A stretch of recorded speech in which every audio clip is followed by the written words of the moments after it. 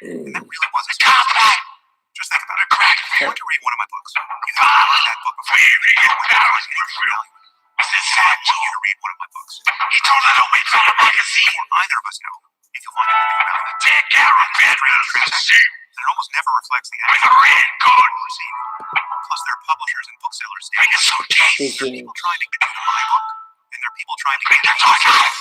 But this podcast is free, so everyone can listen to it.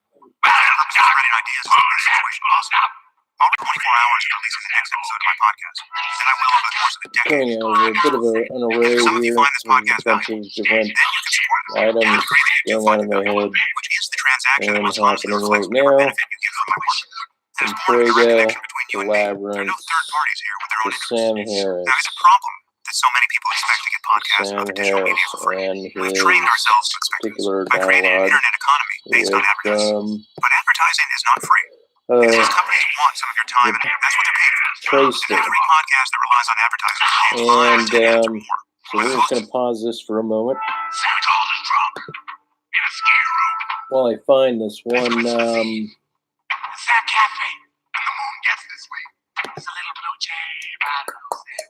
It's one video that I wanted to speak about as a primer to this video.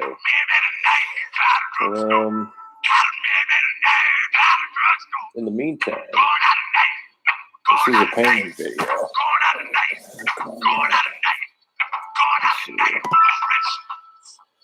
So you have to bear with me. Maybe I'll stamp it as to when I actually get into this thing. Let's see if this thing shores up what I'm looking for here. I think it's this. I think it's this. This is the problem. So we're going to save that. Hopefully save and shut that down. I've been having a lot of computer lagging Most sneaky. issues He's going definitely on. the most sneaky. Ooh. Ooh.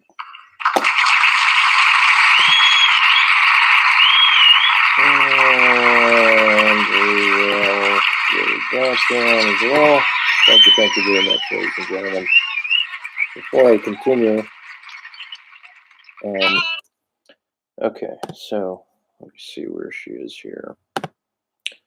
Okay, the video I want to listen to as a primer to this other video is coming on. I've been immediately caught off guard with systems lag and then kind of this Pan Psychist replacement of myself within my environmental data set, where certain sounds and environmental cues seem to coincide exactly with my thoughts, where right when I'm having a thought about traveling, for example, it seems as if it's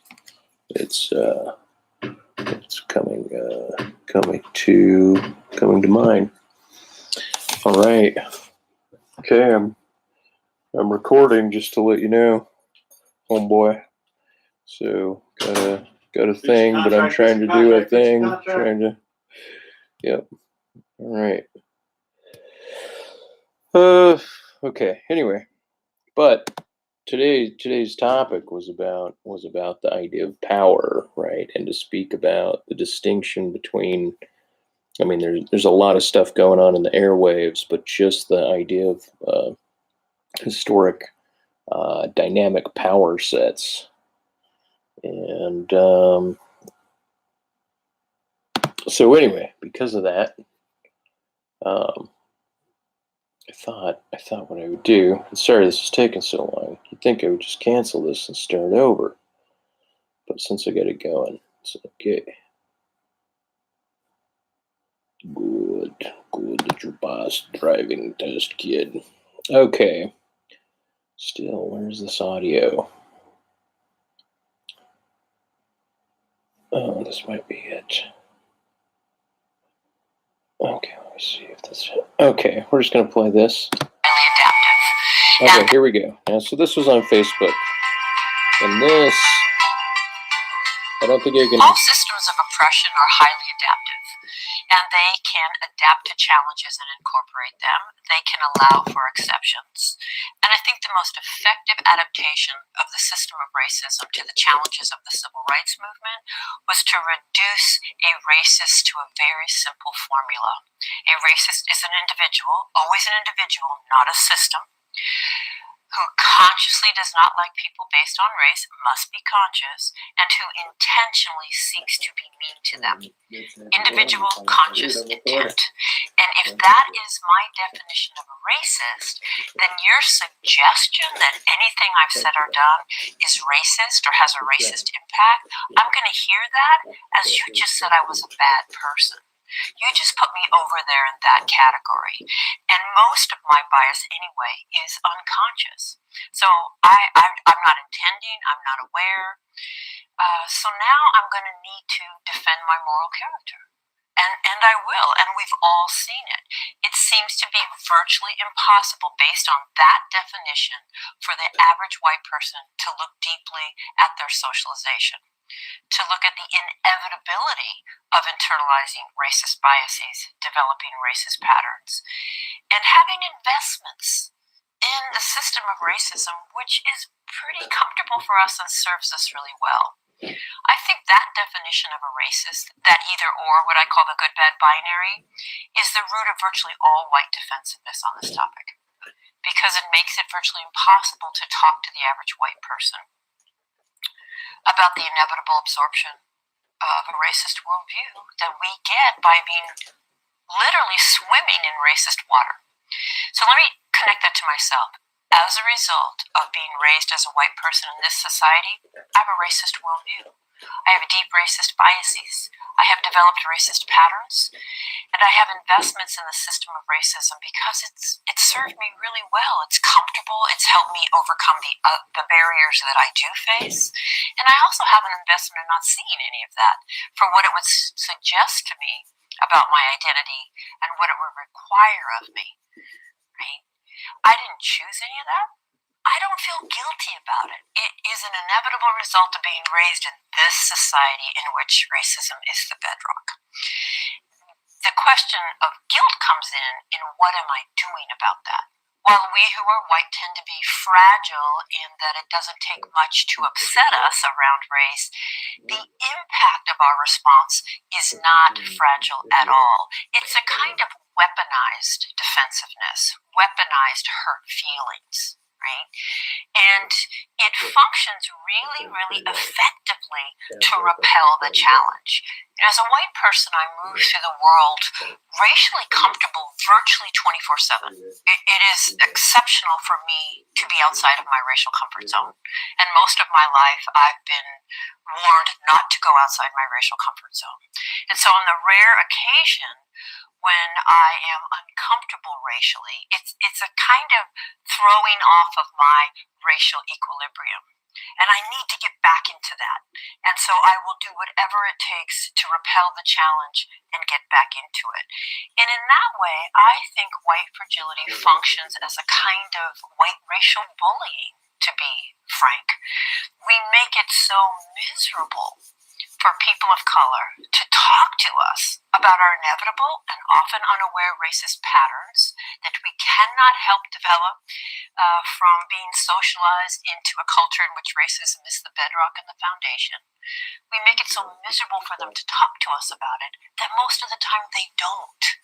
We just have to understand that most people of color that are working or living in primarily white environments take home way more daily slights and hurts and insults than they bother talking to us about. Because their experiences, they're going to risk more punishment. They're going to lose the relationship. They're going to have their experience minimized, explained away. They're going to cause the person to feel attacked or hurt. And in that way, white fragility functions as a kind of everyday white racial control. None of that has to be intentional or conscious, but that is how it functions. And it's actually incredibly liberating and transformative to start from the premise that, of course, I've internalized all of this, and then I can stop defending, deflecting, denying, hoping you won't notice, minimizing, explaining, and I can just let go of that and get to work. And there's a question that's never failed me in my efforts to unpack. How do we pull this off? How do so many of us who are white individually feel so free of racism, and yet we live in a society that is so profoundly separate and unequal by race? And the question that's never failed me is not, is this true or is this false? Is this right or is this wrong? But how does it function? How do these narratives that I tell, how do they function? When I tell you, well, I'm just an individual, why can't we all just be individuals?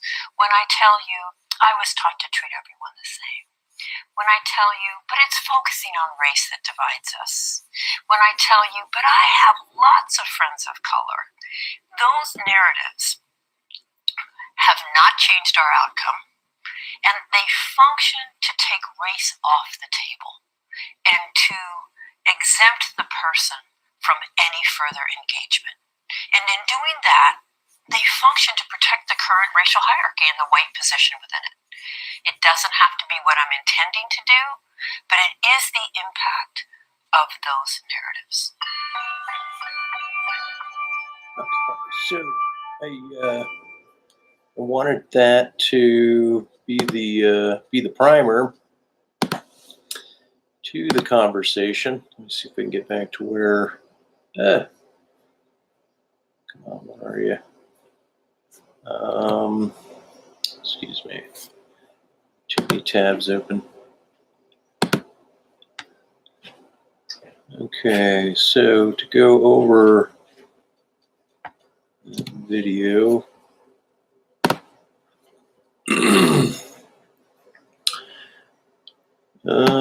This was on Facebook, so there was a huge comment section that was going on concerning that. And I'm just going to, well, it's pretty lengthy, but I think I'm going to read it. Whoa, damn, did I write a lot? Okay, still I'll read it because, hey, you know, it's a video. You guys are watching my video. But it did make me wonder because I thought it was very impacting, right? She's basically putting forth the thesis that racism is underlying everything at root core, and that any defense or thesis against it would function as a type of fragility. In order to argue against this argument would manifest a notion that I am being fragile and defensive in response to the notion that there's necessarily in ubiquitously and always not of the individual but of a group, of a population, manifest racism. So how do you give over that argument to her wholeheartedly, right? Like, okay. Hello, Motto. That way, right? And then how to pull back from it, right? Anyway, this was posted on a friend's channel. She's a Vietnamese American. She has three kids. Not trying to dox anyone, right? She has 3 kids. Her dad is, I'll use the word mulatto, black American. And so the kids have an interesting position. She also lives in Oregon, close to Evergreen University. And she found this video and was posting it to signify that she herself is an SJW. Anyway, so social justice warrior, by the way. Okay, so I wrote, glad you found your positioning, your political calling. Long time, by the way. It would be nice to catch up. It seems a scrupulous position to have arrived at. The paradigm of this philosophy seems like a mutable trope. In attempts to align my sympathies to this form of advocacy is not impossible per se, but seems utterly untenable. Sorry, I'm missing my reading glasses. Untenable from all perceivable. Let me blow that up. Ba, ba, ba. If I can blow that up. Come on. There we go. Okay. In attempts to align my sympathies to this form of advocacy is not impossible per se, but seems untenable from all perceivable angles, rational, consequent, meaning, how would I, a white male, know I had performed this? Right? And I use the word perform there specifically. And then anyway, say, if I afford my time to agree with your words, I think I'm addressing her, let's see, and the video author's words, position, as well as your linked article, accomplice activities. There's the woman that posted is trying to get, instead of advocates, what are they calling accomplices? People that take the fall for racial justice, I guess you would say. He would function as an accomplice. I would embed myself into a contrarian bed, which by itself is neither impossible nor unfamiliar, but within this expansive self-reorganizing event, imagine that I would necessarily not achieve any socially registered indexing, that any of my behaviors adequately completed an complicatory act or perform an act which isn't such an act. I suppose that only I personally, see, I keep reducing it to the self. I personally,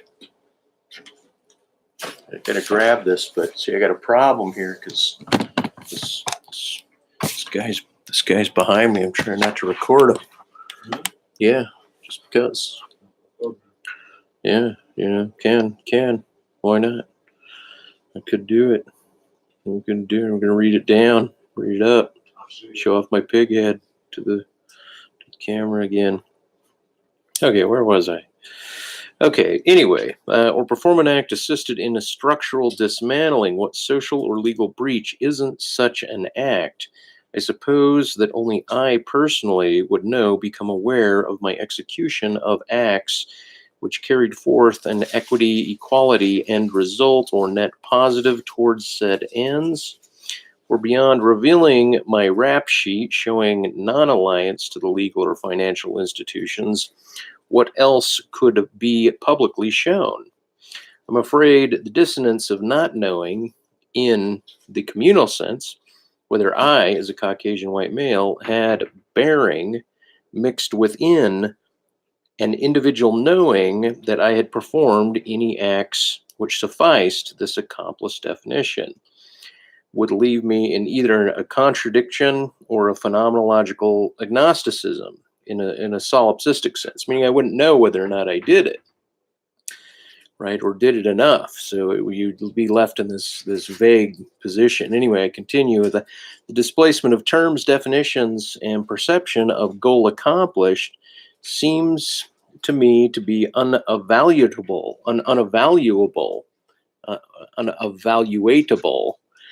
in short-term measures, as the defying acts against institutions would certainly not yield the equity goal per se, to use a metaphor. It seems like the battle is between saltwater waves and freshwater waves, with each person being a small dispersing or coalescing domain of diffuse non-discrete water.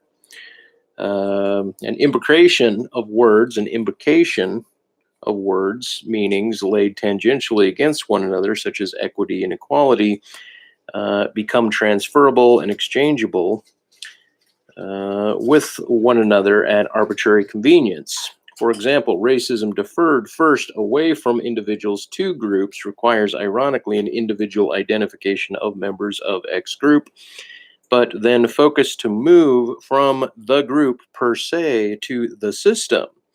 So, so I'm moving. So then the group becomes the system, such that now members of the groups are known, but their participation in the system is now denoted. but their alliance or defiance is known ambiguously. As you say, it is unconscious. So imbricated layers, which are substitutable with one another among individual, group, institution of a system, become arbitrarily usable and conveniently swappable.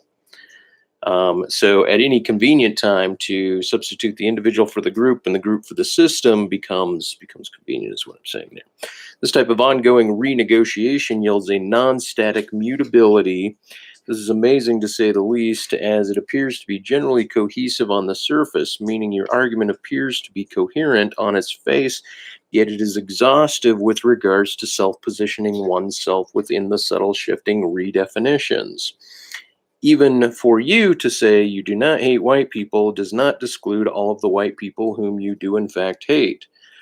Any discontent one holds can be levied outside of oneself on behalf of oneself or another. In your case, your boys, being mixed-raced, are defended by mama, and all loving mothers want what is best for their offspring. Now, this echoes the transfers nicely to the contemporary political landscape with all of its strife. Another combination of shifting focus is between racial disambiguation and personal identity. With race being most academically defined as frequency of alleles with an individual within a population, disambiguation reduces the raw genotype fundamentally. Yet because of non-disclosed genotype indexing being made public for each human organism to register one another, a reduction has been deferred to the classism of racial description via mere phenotype. My comment, this write-up here, in contrast to the video and article, runs roughshod over appeals to abiding to your fairly ambiguous standard, where empathy and thorough understanding of the extensions of intersectionality theory has co-opted by the women's movement and social justice advocates, I find a necessary displacement of bivalence. And so I'm displaced in even how I'm bivalently approaching this, both internally and socially. In that being, in my social identity, summed up as white male, to wobble between the newly posited positional dichotomous terms, ally and accomplice, leaves only a self-reflection, which not more than a few months ago I was harangued for expressing. Meaning I had made these other comments trying to figure out where the position of the current political climate is relative to sex and race and the Me Too movement and so forth, such that this type of writing and expression was socially whipped into quiet submission via women, so that a participation paradigm was rejected then and yet became mandatory, womanatory, to abide by woman's social media standard. This quietness has subsided in huge waves and left a virtuous wake of men need to shush and feel the inversion of subjugation. And I say inversion of subjugation, presuming that women were, subverted and subjugated under those auspices. And it was reflective time for many men, including myself. But now you ask for acts of an accomplice, which most certainly also require a voice along with acts against the system, which is no longer articulable, meaning I say, if I make an act like, I don't pay my bills, am I going against the system? If I disobey a cop, am I going against the system? What is the ambiguity? What is the articulation against said system, right? Yet not without angst backlash, with vast swaths of white men as a group forming their argumentation against the unconscious and inarticulable aspects of said system. You get a recovering men such as myself, who aim to find a bridge and diplomacy between competing paradigms, regardless of the ambiguity. I do not believe, I'll leave her name out, that you yourself would exactly politically align with those who claim to align with, those you would claim to align with. You align your words to the articulations of white women here, to justify your diplomatic reapproach to a system which these white women, regardless of their articulations, may, by mere existence and expression to the contrary, be ironically supporting the system, which you internally believe is oppressing non-whites. I think the nuanced difference between your life experience and these white women speakers, you have to, you don't get the chair this time. You got to sit over there, man. It's my privilege. Some exercise my privilege. That's where my camera goes, man. Got to put my camera there. You want to argue about it? Okay, we can argue about it. See, I'm not. Okay, and almost here we go. So he's trying to snuggle up. This guy snuggles up next to me so he can fart in close proximity. Anyway, so I think the nuanced difference between your life experience and these white women speakers, if under a microscope, would show an imbricated, once again, I love the word imbricated, layered position relative to theirs. Not this, but this. Where what the tangential, the area that is tangent between the two areas, shared might suffice as an irony of what is in fact holding the system together which you aim to dismantle. What approximation of values resides in the mere presence of others whose identity laying as close hand in hand with you as it does to those who most ardently yet blindly support the system, unconsciously, which you hate? It's supposed to be a question. Maybe you guys can figure it out. Okay, only 20 more paragraphs. Kidding. All sorts of angles can be projected at an argumentative whim, i.e., meritocracy versus inverted hierarchy, where merit of people retains hierarchical form, so yields limited opportunities and experiences for those who show up lower on said hierarchy. So the hierarchy is inverted. Now fold in hierarchies versus egalitarianism to cure the inequity problem. Egalitarianism supposes basic civil value for simple human being or being human. The inverted hierarchy in its rally cries is posited so that non-white and non-male predominance can take societal form and position. This ethos runs in the face of the egalitarian and equity ethos, though, so yields a paraconsistent or embedded contradictory state. Equity, like the water tension on a placid pond, becomes fraught with violence of waveforms which emulate hierarchical shapes, like ponds to rivers. If you compare a pond to a river, and river to deltas, thrashing into the ocean, an ocean storm. I could, and may detail all of my sympathies with the discontents with the dialectic of this video's expression, as well as an article presented along with the exposition about contemporary affairs in the modern West with regards to difference and ideals. Working on a book of embedded contradiction for the sake of diplomacy. Now I'm just talking about my own stuff. I'm working on a book of embedded contradiction for the sake of diplomacy, which might be a good preface before taking on a social inequity via an inclusion of intersecting polarizations while indexing lexical flux and fluctuation, meaning as things become polarized, then the polarized move apart, and then they become in flux, whether or not they remain in equilibrium or whether or not they start moving around one another in like more oval elliptical orbits, less binary and more close approximate orbits to one another, the binaries. The warpath will continue, I suppose, yet not without translation or exhaustion when attempting to resolve and solve the problems of humanity in the modern day.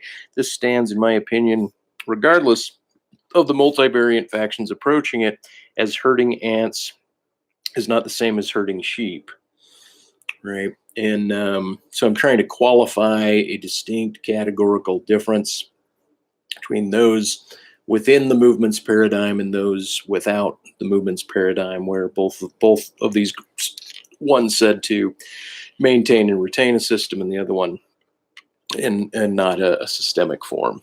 And anyway, but it had me rethinking the premises of this argument. Now, to give over everything to this author, that speaker, right? Once again, we have to defer. So I wanted to backstep a little bit on this and replay it in segments to make commentary, and then continue the point. All systems of oppression are highly adaptive, and they can adapt to challenges and incorporate them. Okay, are all systems of oppression highly adapted? Does that assume something about what oppression means? Oppression necessarily relative to human populations.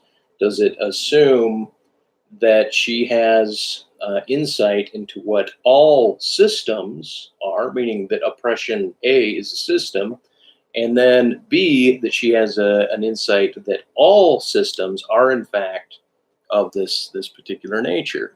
I don't know. Can allow for exceptions. And I think the most effective adaptation of the system of racism to the challenges of the... Just gonna back it right there. There we go again. All systems of oppression are highly adaptive, and they can adapt to challenges and incorporate them. They can allow for exceptions. And I think the most effective adaptation of the system of racism to the challenges of the civil rights movement was to reduce a racist to a very simple formula. A racist is an... Okay, so notice out of the gate, she'll start with the idea of racism as system, right? She'll say the system of racism.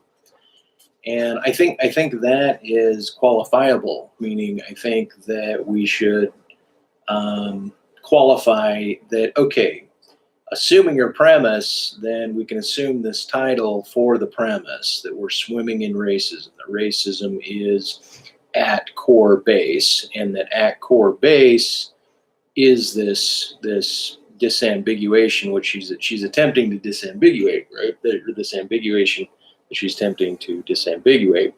Individual, always an individual, not a system, who consciously does not like people based on race, must be conscious, and who intentionally seeks to be mean to them.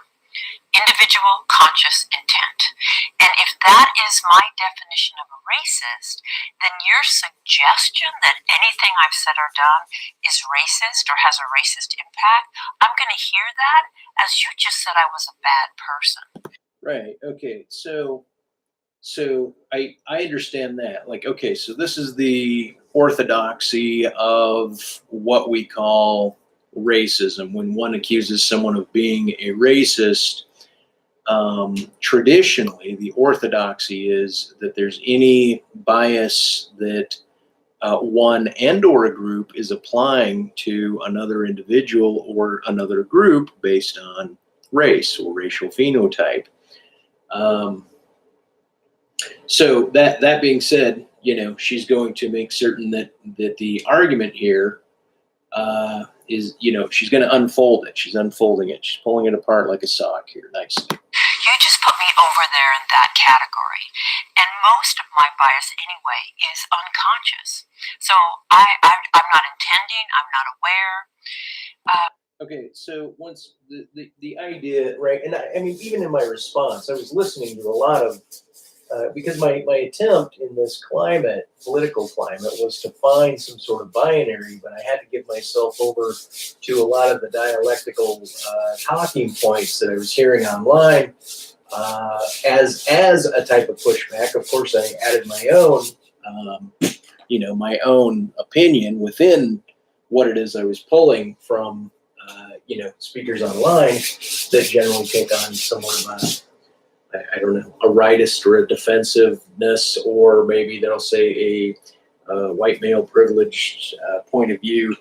But I'm still willing to allow this paradigm in as she continues. I have no problem to add this paradigm as a category, because racists now in the modern day would, so that the new category of racism, of the word, like there's two indexes, right? So there's the orthodox version where she's speaking in, and then there's the new one that is systemic, and she carries on. That's at base. So now I'm going to need to defend my moral character.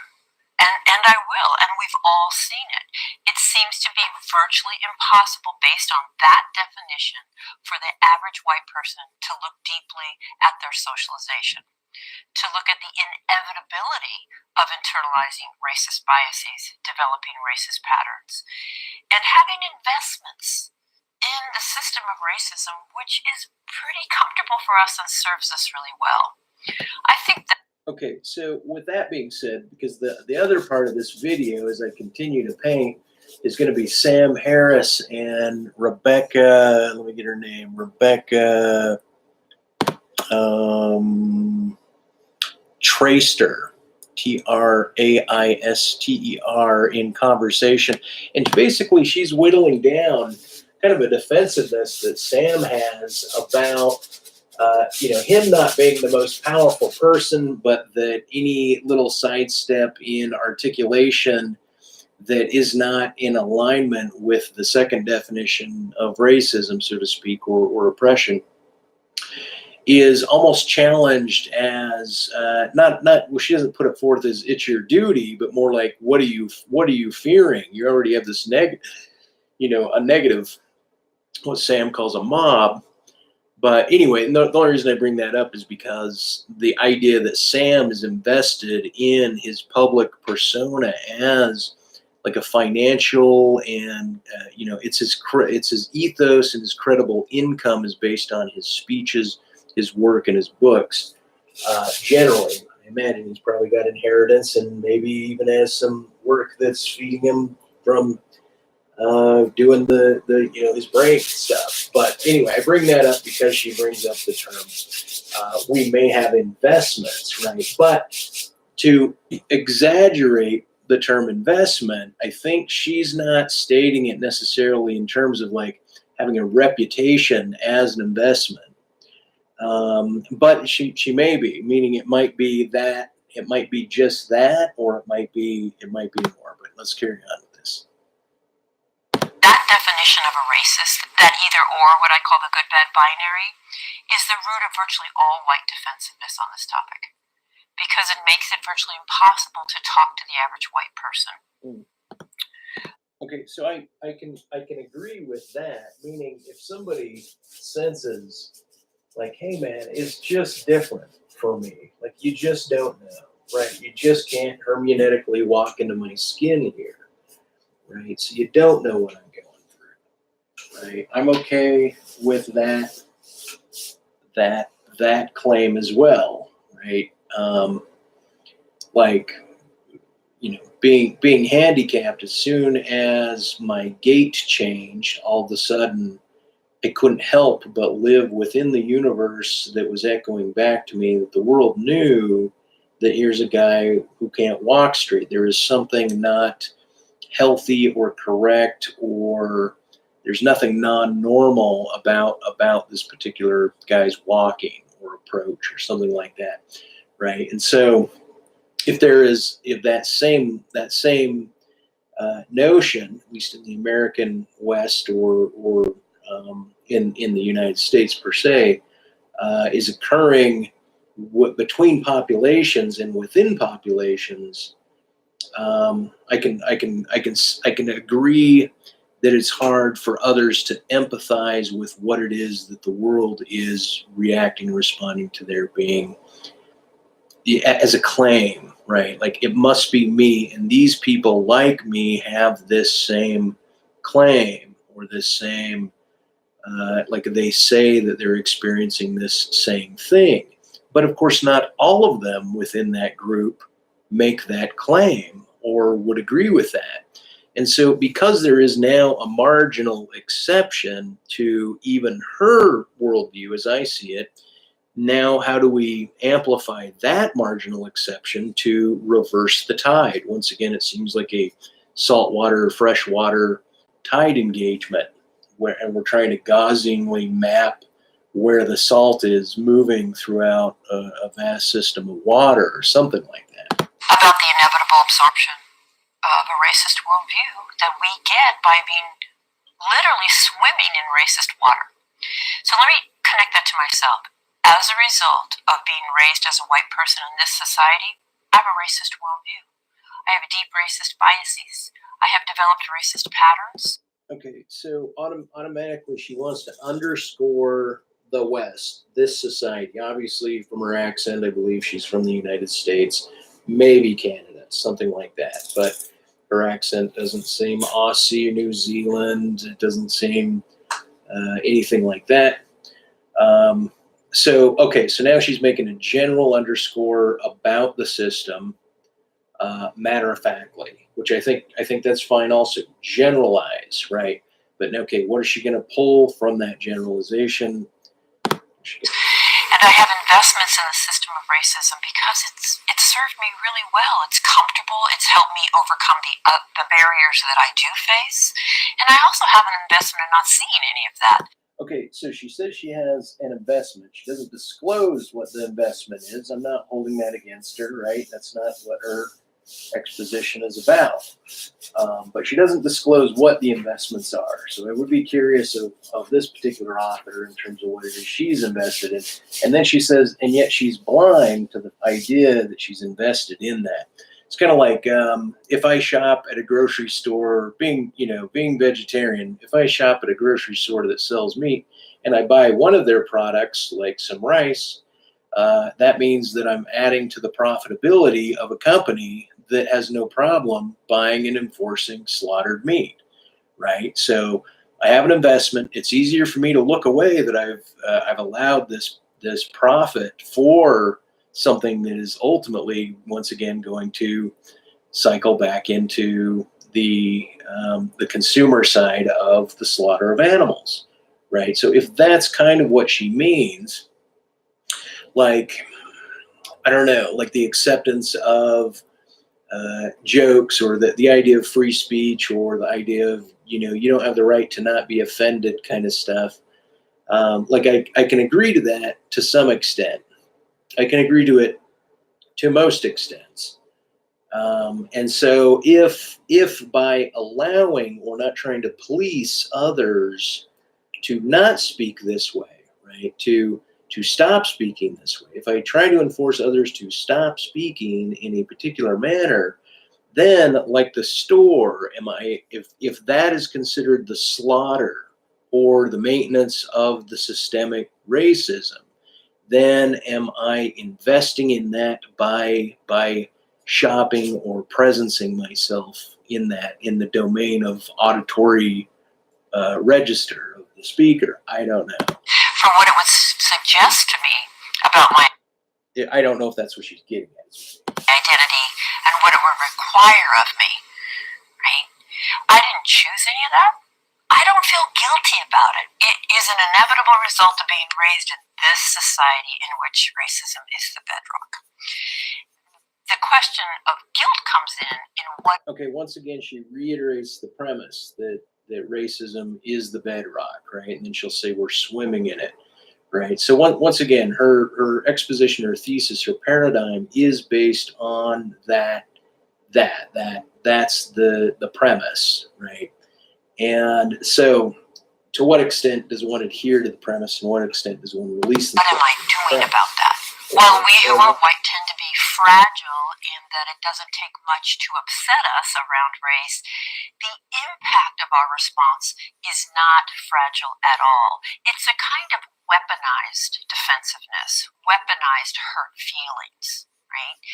And it functions really, really effectively to repel the challenge.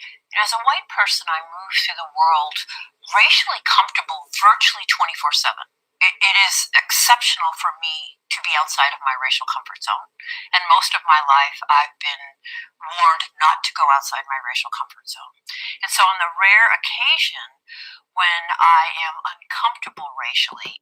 Okay, now her story is indicative of her, right? Where I was raised to go outside of a racial comfort zone, and or what I would assume would be a more egalitarian, or a more, from my point of view,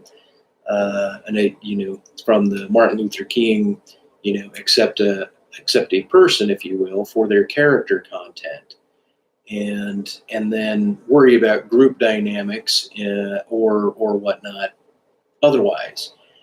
I can say, though, that I haven't gone to, I'm not like Steve Martin in The Jerk, raised by a black family or something to that extent, right? I mean, there's plenty of white people that would adopt black kids into their family, and there's some black families or people that adopt white children into their family. And so, and then there's mixed race couples, and there's divorced and remarried couples, and there's different populations that move. And obviously, I'm using black, but I should say non-white, meaning all Hispanics and Asians and so forth. Just include anyone outside of some particular whatever the overall grouping, Italian or Irish or whatnot, etc. in terms of what we say is white. It's a kind of throwing off of my racial equilibrium. And I need to get back into that. And so I will do whatever it takes to repel the challenge and get back into it. And in that way, I think white fragility functions as a kind of white racial bullying, to be frank. We make it so miserable for people of color to talk to us about our inevitable and often unaware racist patterns that we cannot help develop from being socialized into a culture in which racism is the bedrock and the foundation. We make it so miserable for them to talk to us about it that most of the time they don't. We just have to understand that. Okay, so what I understand this as a description of what I would say is an overall like subset of the dynamic, right? Like if one doesn't have the time or the articulation to respond to an event which he's describing, meaning if one doesn't know how to state their relational position to something that they view is happening or occurring, or some dynamic within a subset, a pocket, if you will, then I can see how this would be, as she's claiming, this case. Like I can see how they would retreat to this case. I also want to say that I think it is apparent with different races and different ages and different groups that people are they are not fearful, but they're retractive from, especially if there isn't a dialogue with other people. You're just merely passing them, right, at a glance or at a space. Some people retain a type of confidence. You'll get people of all different ages and ethnicities with certain confidences. And then at some point, there's not a fragility, but I think a vulnerability that sets into almost any individual or these stratas of classes of people where they retract. But I would say that I have noticed like this, I assume she's Mexican or Hispanic, meaning because the majority of my population around me is right now. But there's just this like kind of a glance away, like a register, an immediate glance, and then a quick glance away. And I don't presume to assume that I know actually what's going on in her mental case. I don't. So I don't know whether or not to qualify it even with her as an indication of some sort of necessary racial tension, or once again, if she's considering me as like a tall, semi-awkward walking, awkward dressing, awkward speaking individual, right? I don't know what shades of spectrum of this strata are, but what I'm trying to do is trying to give over an agreement to her definition here, to her description. Most people of color that are working or living in primarily white environments take home way more daily slights and hurts and insults than they bother talking to us about. Because their experiences, they're going to risk more punishment. They're going to lose the relationship. They're going to have their experience minimized, explained away. They're going to cause the person to feel attacked or hurt. And in that way, white fragility functions as a kind. Okay, with that being said, one exception to that rule, or immediately on that caveat, my mind moves toward find the exception. Just it's my tradition, I guess. Find the caveats. So one caveat would be, like somebody that's in an office. You could talk about a small or an awkward or an overly large and fat, maybe pimpled out white male that is awkwarded within his situation, that's been awkwarded within his life, right? That's where the whole fat acceptance comes into play. Like, look, we don't want this deontologic rule system of office and workspace to be an issue. But I think a lot of these dynamics that are even occurring now relative to race and sex and so forth have still a lot to do with the system at large, the empire at large, the tax farm that we live in, the fact that we are often most likely to, go to work and do, have a 40-hour work week, right? Like that itself is a standard, and that's the standard operating system that most people work on, and then they try to scale up or find their way out of that. But I almost want to say these office place ideas could once again be resulted back down to the very ethos of labor itself, to the very concept of money and acquisition of money in itself within Kind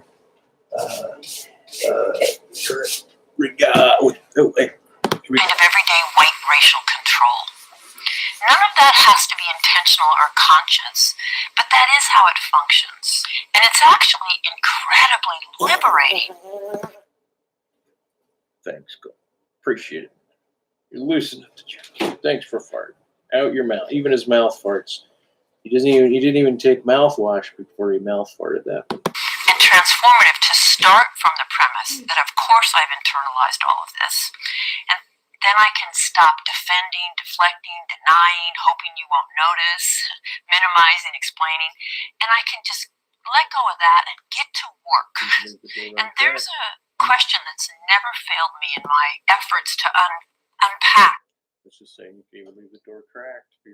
Not that I was really. All right. Later, man. How do we pull this off? How do so many of us who are white individually feel so free of racism, and yet we live in a society that is so profoundly separate and unequal by race? And the question that's never failed me is not, is this true or is this false? Is this right or is this wrong? But how does it function? How do these narratives that I tell, how do they function? When I tell you, well, I'm just an individual, why can't we all just be individuals? When I tell you, I was taught to treat everyone the same. When I tell you, but it's focusing on race that divides us. When I tell you, but I have lots of friends of color. Those narratives have not changed our outcome, and they function to take race off the table and to exempt the person from any further engagement. Well, and once again, my bedrock, like she says, the bedrock is the racism, the bedrock is this, but I think the bedrock is the institution itself, the act of laboring within industry. I think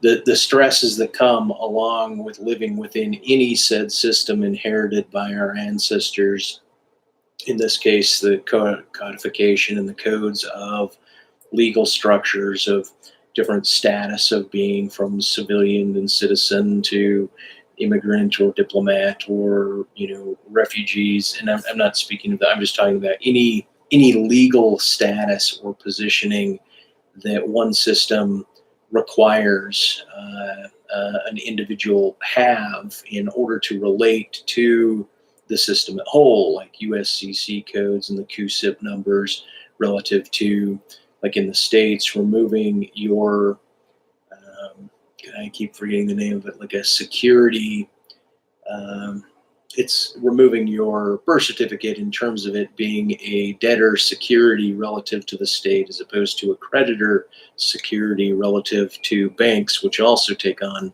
a creditor status, right? So there's all sorts of embedded legal structures that are maintained where you get somebody like Ben Shapiro saying, point to one legal thing that is discriminatory, right? Where I think it is the empire of the legal structure itself, which is problematic, right? And so I think the obfuscation is problematic, meaning the stratas of what's function. She says she's describing function, but I think she's describing maybe a secondary layer on top of that.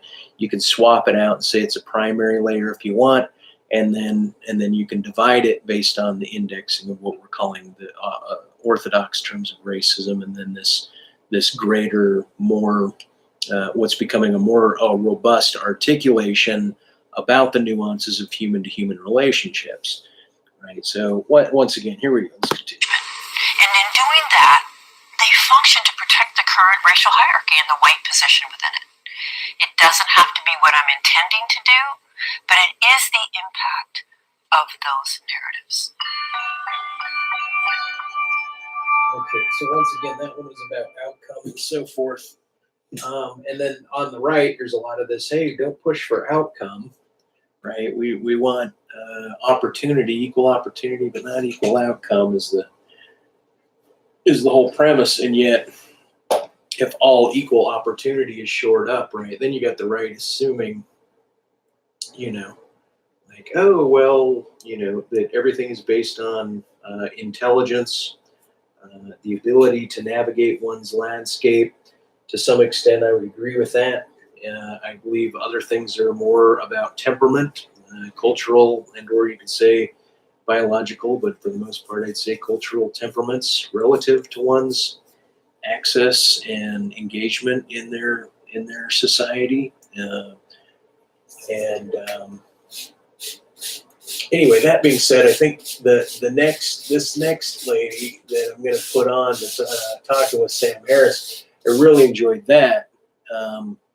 Because I do notice with it, at least the 20-year-olds, or not 20-year-olds, but between 20 and about 32-year-olds, at least in some of the crowds that I run in Salt Lake, in terms of women, a large lion's share of them I was just out last night sketching, and I was over listening this woman who I know on Instagram, and I've met her in person, but she didn't seem to recognize me. But while I was ordering water at the bar, I noticed that she was talking about the way she and I'm paraphrasing, but kind of slayed a guy in a conversation, and how she said, you did that, right? And she was like trying to push a line of fact about some topic that didn't, it may have been like that he touched her or not touched her. I didn't pick that up, but it might have just been something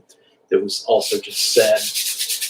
And in any case, I found it almost like a kind of like women were well orchestrating their dialogue with one another to make certain that they were on the same page and that they were sharing conquest stories, not unlike men, locker room talk or whatever the idea of that. I never particularly found a super pride in disclosing sexual things until much older, when I thought, that's a thing? I didn't really know that was a thing. I like to disclose things. I never keep my mouth shut, but I don't really put it in terms of, wow, look at me.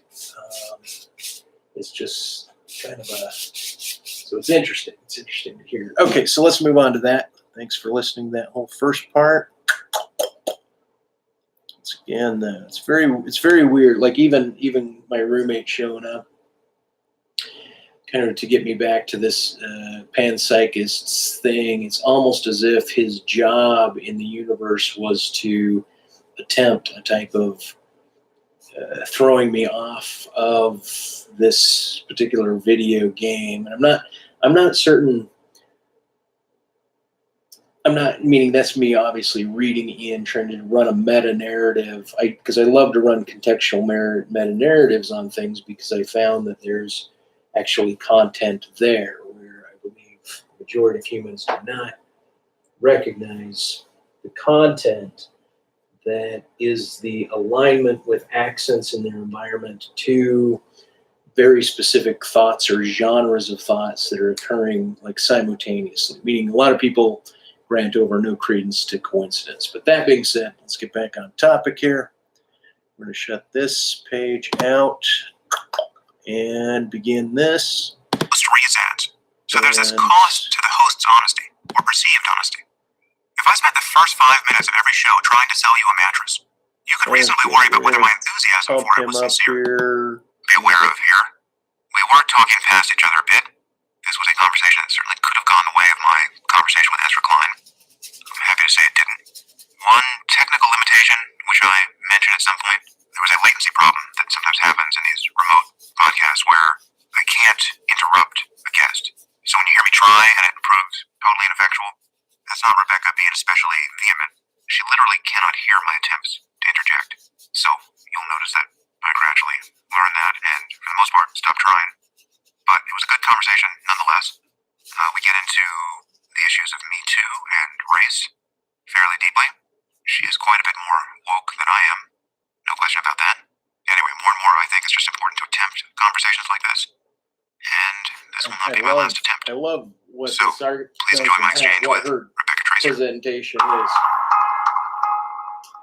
I'm here with Rebecca Traister. Rebecca, thanks for coming on the podcast. Thanks for having me. I think both of us come into this conversation with a little bit of trepidation because we're anticipating not agreeing about a very fraught topic. First, let me just say I'm a huge fan of yours. I've been trying to get you on the podcast for... In the midst of last fall, I know, was when you first reached out to me. Right, yeah. So there's tremendous goodwill on my side. I don't view this as a debate. I largely view this as an opportunity for you to educate me. And let me also say that one of the things I read about in the book and that I wrote about, I think in the midst of last fall, which was the sort of height of the flood of hashtag #MeToo stories, was my own ambivalence. And I'm somebody, I don't think you could find, by some measures, a stronger proponent of the process we're in the midst of and of coming to terms with the power inequities, sexual power inequities, gendered power inequities, racial power inequities. I mean, this is the stuff of my work, right? I am a serious proponent of this process. And yet, as I write in the book, and I think I made clear back then, I also have a whole mess of conflicting feelings about them because this is really hard, discomforting work that we're doing in trying to challenge, systems and rules that have been in place and that we have all grown up with. And it's very painful in many cases, and it's full of contradictions and conflicting feelings. Even for somebody who, like me, is an extremely strong proponent of Me Too and addressing sexual harassment and sexual assault as structural systemic inequities. I think this will be a bit of a tightrope walk, but I'm just, most of all, I hope it's useful for everyone listening to us. Before we dive into the danger zone, let me just tell people who you are. Actually, I'd like you to describe how you see yourself as a journalist, but I'll just remind people that we are talking about your new book, which really could not have come at a better time, and that book is Good and Mad, The Revolutionary Power of Women's Anger. And I can only imagine how your publicity team felt when they knew this was dropping, right? It was either the beginning of the middle or just the end of the Kavanaugh hearing, which must have made someone think that there is a God and he's working for your publisher. What's it been like to jump into the fray at this moment? And I guess before that, just tell people how you view your position and career as a journalist. Sure. I am a journalist. I am a writer at large for New York Magazine, where I've been for several years. I write about politics, media, and culture from a feminist perspective. I am both a reporter and an opinion writer, which gives me a degree of freedom. I report stories, but it's never a mystery, what my politics are, what my viewpoint is. I am the author of 3 books. The most recent is Good and Mad. And yeah, I mean, I think that you're right that, the book-selling gods were probably pretty happy about the timing. I have to say, in all honesty, and I'm saying this not as somebody, I would never pretend to not be ambitious and not want to sell books. I want all those things. It has been a fraught time to be out here selling books in the midst of national calamity, and an extremely painful chapter in exactly the story that I work at telling about the United States and how power works here. One that is going to have, to my mind, and from my perspective, very long-lasting consequences. The appointment of Brett Kavanaugh to the Supreme Court is going to have an impact over generations, certainly for the... I already like how this particular woman caveats things from her perspective. And then she scales out different information. rest of my life, unless surprising things happen. And so it's certainly fraught to be out here, wanting people to read my book, wanting to talk about, the book was finished in June, long before I could have anticipated even, Kennedy's retirement. And I have very mixed feelings about the news cycle that has made it, everybody says, oh, it's the perfect time for it to come out. And I am glad if it was. Okay, and I'm gonna be pausing through this one because I've listened to this podcast already twice, and it's very, very long. So of course I don't want to do it without my own commentary within it. If you want to find it, I spelled the name before. I'll try to link both these. If I can find the one that's on Facebook, I'll attempt to link it. Otherwise, I'll definitely link this one in the underbar. I have heard from some people that it was a useful tool to help them understand what was happening with regard to how Christine Blasey Ford expressed herself, how Brett Kavanaugh expressed himself, how power and anger were being received over the past few weeks, and I'm glad of that. But it is also, it's definitely fraught to be out here selling books in the midst of this. Yeah. Well, so just to give you a little clearer sense of where I'm coming from, I think you and I have political goals that are very close to one another's. I mean, so the narrowest one being that I want almost anyone on earth to win the presidency in 2020 other than Donald Trump. Yes, we are close on that. Although my range, almost anyone else other than Donald Trump, I have a whole number of other people I really don't want to win the presidency. Yes. So one of my concerns here is that insofar as your framing of these issues seems likely to increase the chance of Donald Trump being reelected, I begin to worry there, and at sort of points at which I will flag that concern. There's also a larger goal, which I'm sure we share, which is to arrive at a society where both real and perceived political equality is maximized. And I think it's important that it be both real and perceived, because I think real equality isn't good enough if people don't think they have it, or they don't recognize they have it. And I think there are situations in which that's already the case, and I think we may disagree about some of that as well. I'm looking forward to hitting these points, but let's start with your book. Just a bit of a history lesson here. What is first and second wave feminism? Well, I don't love the language of waves. I tend to use it mostly with regard to second wave because it's become a descriptor.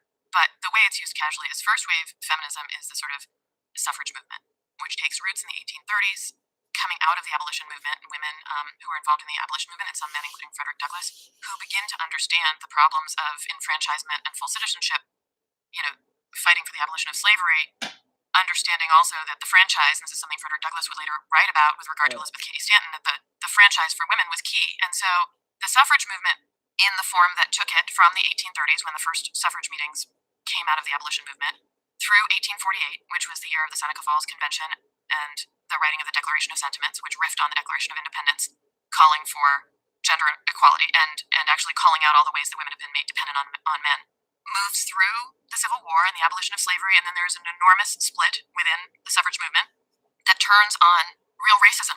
The fury of these allies who'd come together and work together, but when black men, but no women, were offered citizenship and the franchise in the wake of abolition, some of the white women, including some of the leaders of the suffrage movement, notably Elizabeth Cady Stanton and Susan B. Anthony, the racism, which has presumably long undergirded even a lot of their progressive activism, they express fury at the idea that black men would go ahead of them and become enfranchised, and they would not.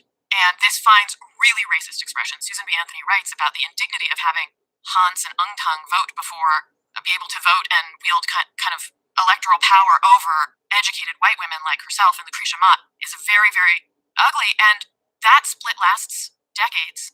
The groups break into two different, of suffragists break into two different factions, two different organizations, and they do eventually come together. But in fact, a lot of that maneuvering of white supremacy within the campaign to get white women the vote, I mean, it is officially the campaign to get women the vote, is based on an argument that white women's votes, which would be in support of their husbands' politics, would cancel out the votes of African Americans. That's, a lot of the principle in portions of that movement, even up until the year of his death. Susan B. Anthony and Frederick Douglass, who were very, very close friends and allies, even through some of these horrible splits, she asked him not to come to a suffrage meeting. He remained dedicated to the cause of suffrage throughout his life. She asked him not to come to a suffrage meeting in the South because she didn't want the presence of an African American, a former slave, to undercut the message that she was sending to white women. In the 1913 suffrage parade in Washington, black women were asked to march at the end of the parade. Ida B. Wells insisted on marching with her state's delegation.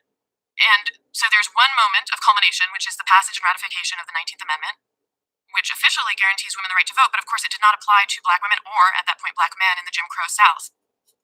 But at that point, up to 1920, you're looking at almost 90 years worth of a movement that has gone through many stages And that is the thing that's sort of traditionally referred to as first wave, but it's very hard for me to imagine it as a wave because it was almost a century, and many of the women who were behind the work of it lived and died without ever seeing any of their work come to fruition. And then, of course, it's another 45 years before the passage of the Voting Rights Act, which theoretically guarantees full enfranchisement for African Americans as well. So the project of getting that full enfranchisement, that the franchise that was sort of conceived of in the 1830s and 1840s by abolitionists and suffragists, that takes, more than a century. So it's very hard for me to conceive of that as a wave. The second wave is something that erupts in a kind of mass way in the 1960s, in part in the wake of the publication of Betty Friedan's Feminine Mystique, and then bubbles and becomes sort of more radical and becomes more tuned to doing the legal and political work of fighting to make new rules in the 1970s, and it sort of hits its height in the 1970s and results in all kinds of changes around hiring practices, professional discrimination, gender discrimination within workplaces, the reimagining of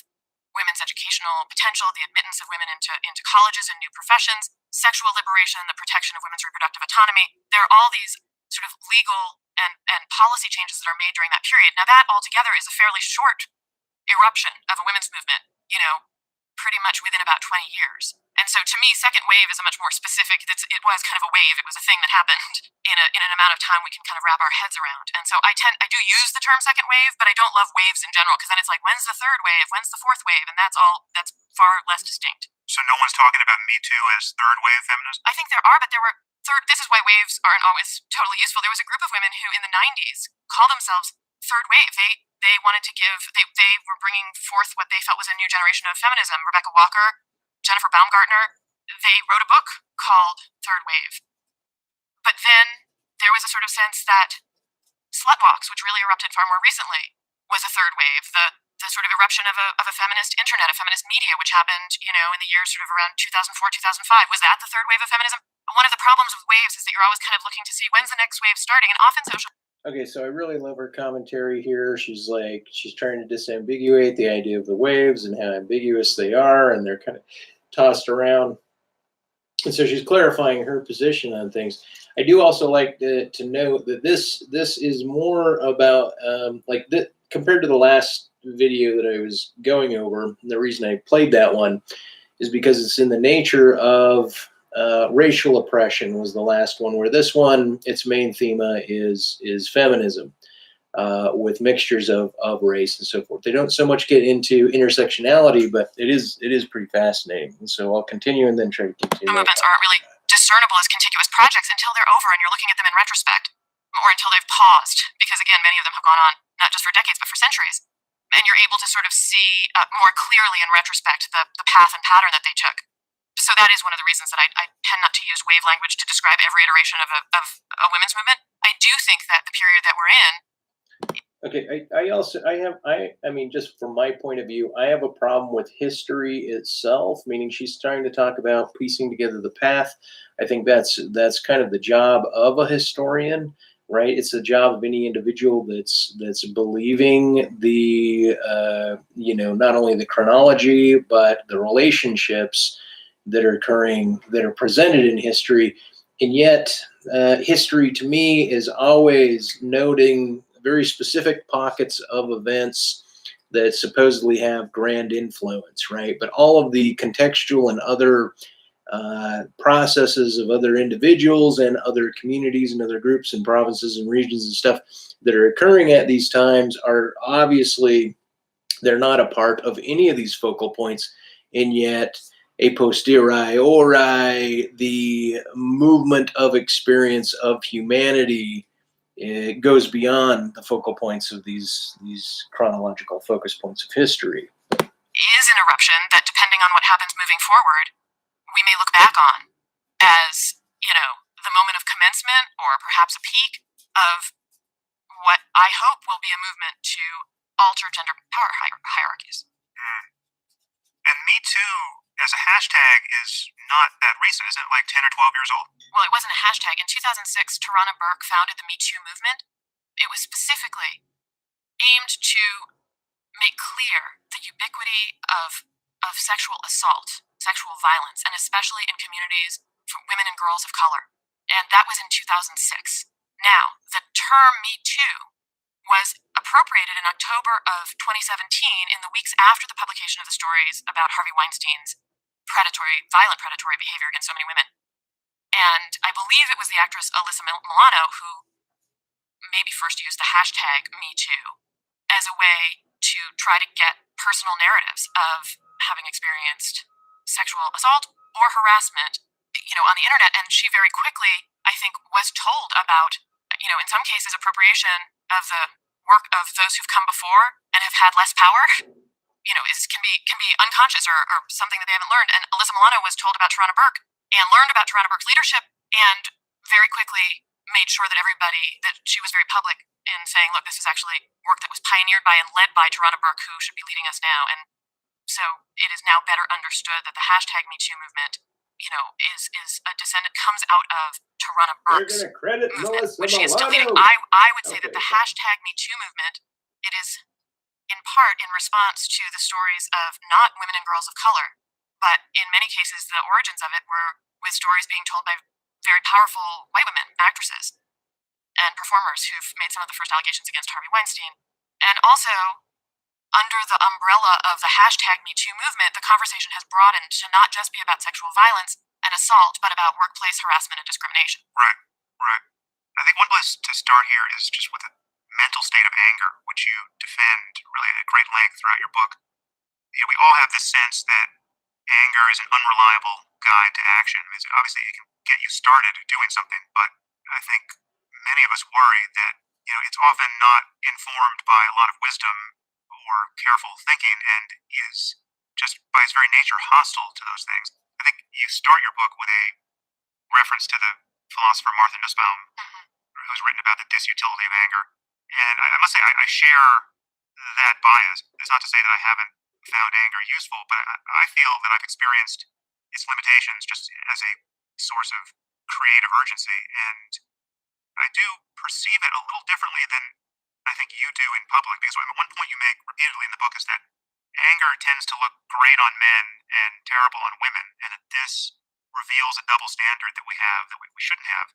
And the examples you use of it looking great on men, I just don't perceive the men that way. I mean, I think, for instance, like, Kavanaugh, I think it was in some of your press, you talk about his anger working for him, but Blasey Ford was just totally measured, and had she erupted in anger, it would have been a disaster.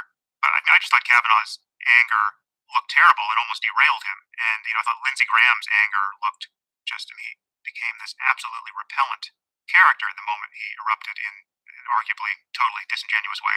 And conversely, the video of the women getting both angry and upset in other registers with Jeff Flake in the elevator, that played very well for those women. I thought that worked. And it wouldn't have worked, frankly, for a man. Had Jeff Flake been cornered in an elevator by angry men, the threat of violence would have been so salient that it just would have seemed totally uncivil.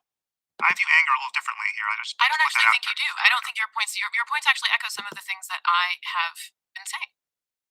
Again, the book doesn't deal with Kavanaugh because it was published just a few days after Christine Blasey Ford's testimony. And one of the things I've been remarking on is pretty close to what you just said, that in this particular political moment, where in fact we are adjusting our ears and eyes to broader ranges of expression from a broader range of people, it's a long process, that the example of the two different kinds of anger, of the people speaking to the Judiciary Committee, to the powerful people in the room, and specifically to the Republicans on the Judiciary Committee, who are the ones who had the power in that instance, were very traditional forms of anger.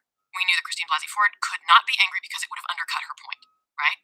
And one of the things I've been saying is that Kavanaugh could, as a powerful white man, and this has to do with who's presumed to be irrational to begin with. You're describing how you view anger as fundamentally unstable in some way. Okay. Women begin with a presumption that there's something emotional or irrational in them. This is attached to notions of what femininity entails. Okay, I still don't like. Okay, so there is this. Like, speaking of Kavanaugh is one thing. Speaking of him as a powerful white man is, once again, and involving the individual within the play that's being described, right?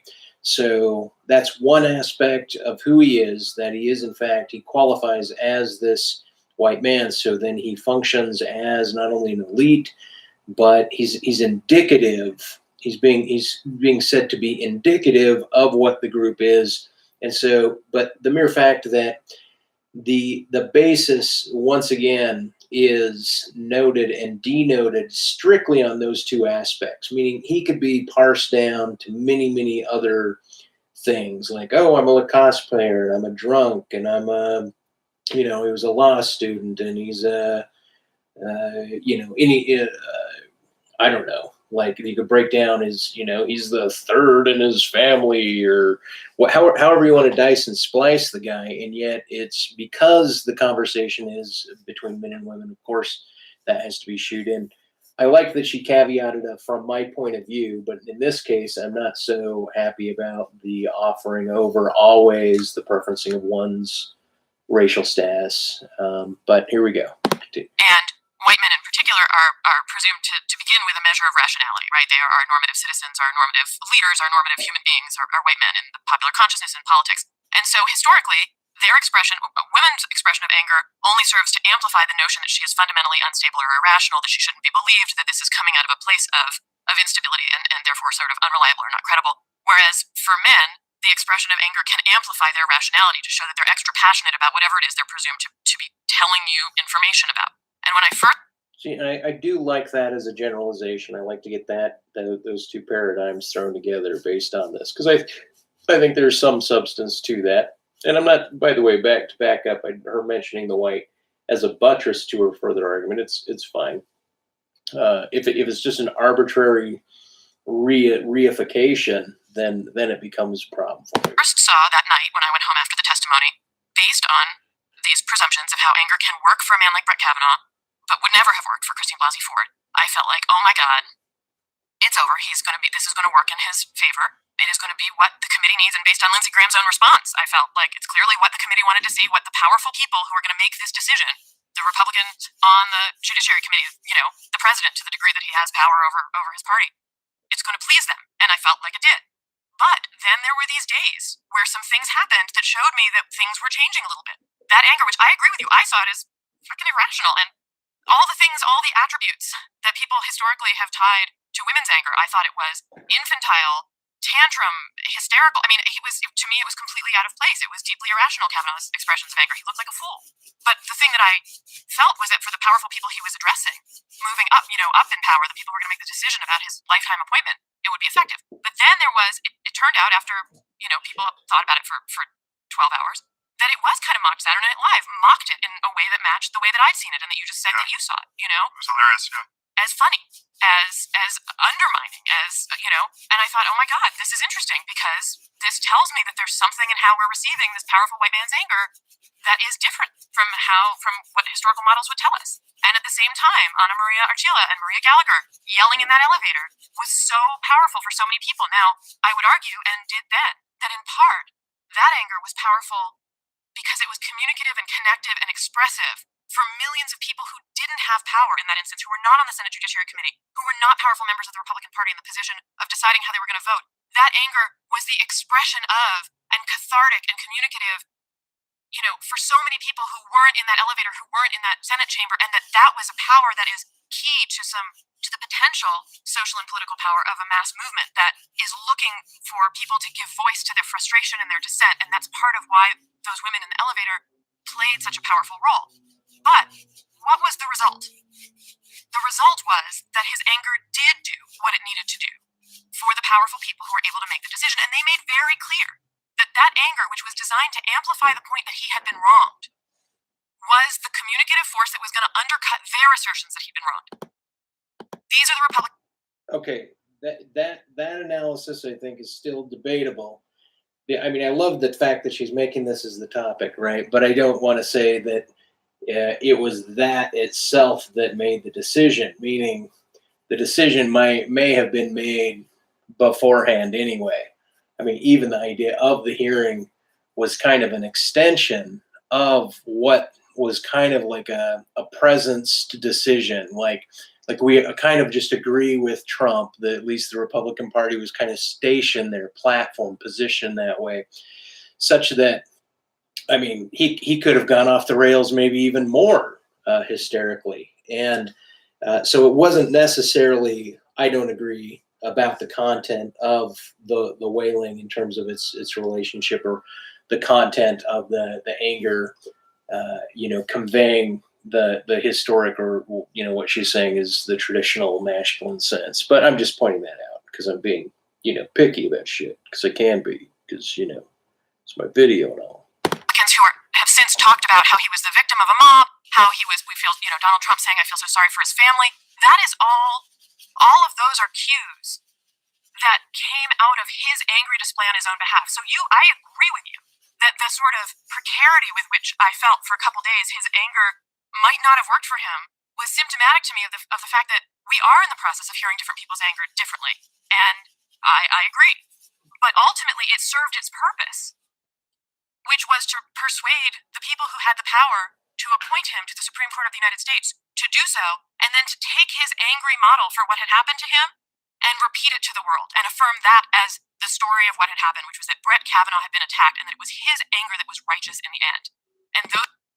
Well, and so I'm agreeing that, okay, so I saw it, Saturday Night Live pundit, she saw it, a lot of people saw it, maybe not in the same dynamic sense, but like me looking at the guy like, wow, this guy's kind of unhinged, or he's really going off.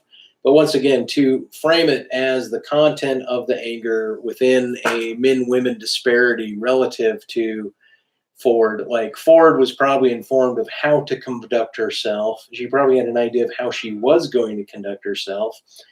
And there's been plenty of women that have got plenty of stuff done in terms of anger. Even the idea of the anger that's occurring at the elevator was it's like, that's what I mean by we got a contrast, right, of the anger of the women at the elevator, but not in Ford, right? And so it is. I mean, I just enjoy the analysis. Let me put it that way at this point. Those who had stood in the way of his further accumulation of power had aggressed upon him. I wonder if there's a difference in the way feminine anger can play on both sides of the aisle politically. So I'm thinking of Sarah Palin, who I don't know that she actually ever communicated raw anger, but she was definitely put forward. I'm thinking of her appearance at the Republican National Convention.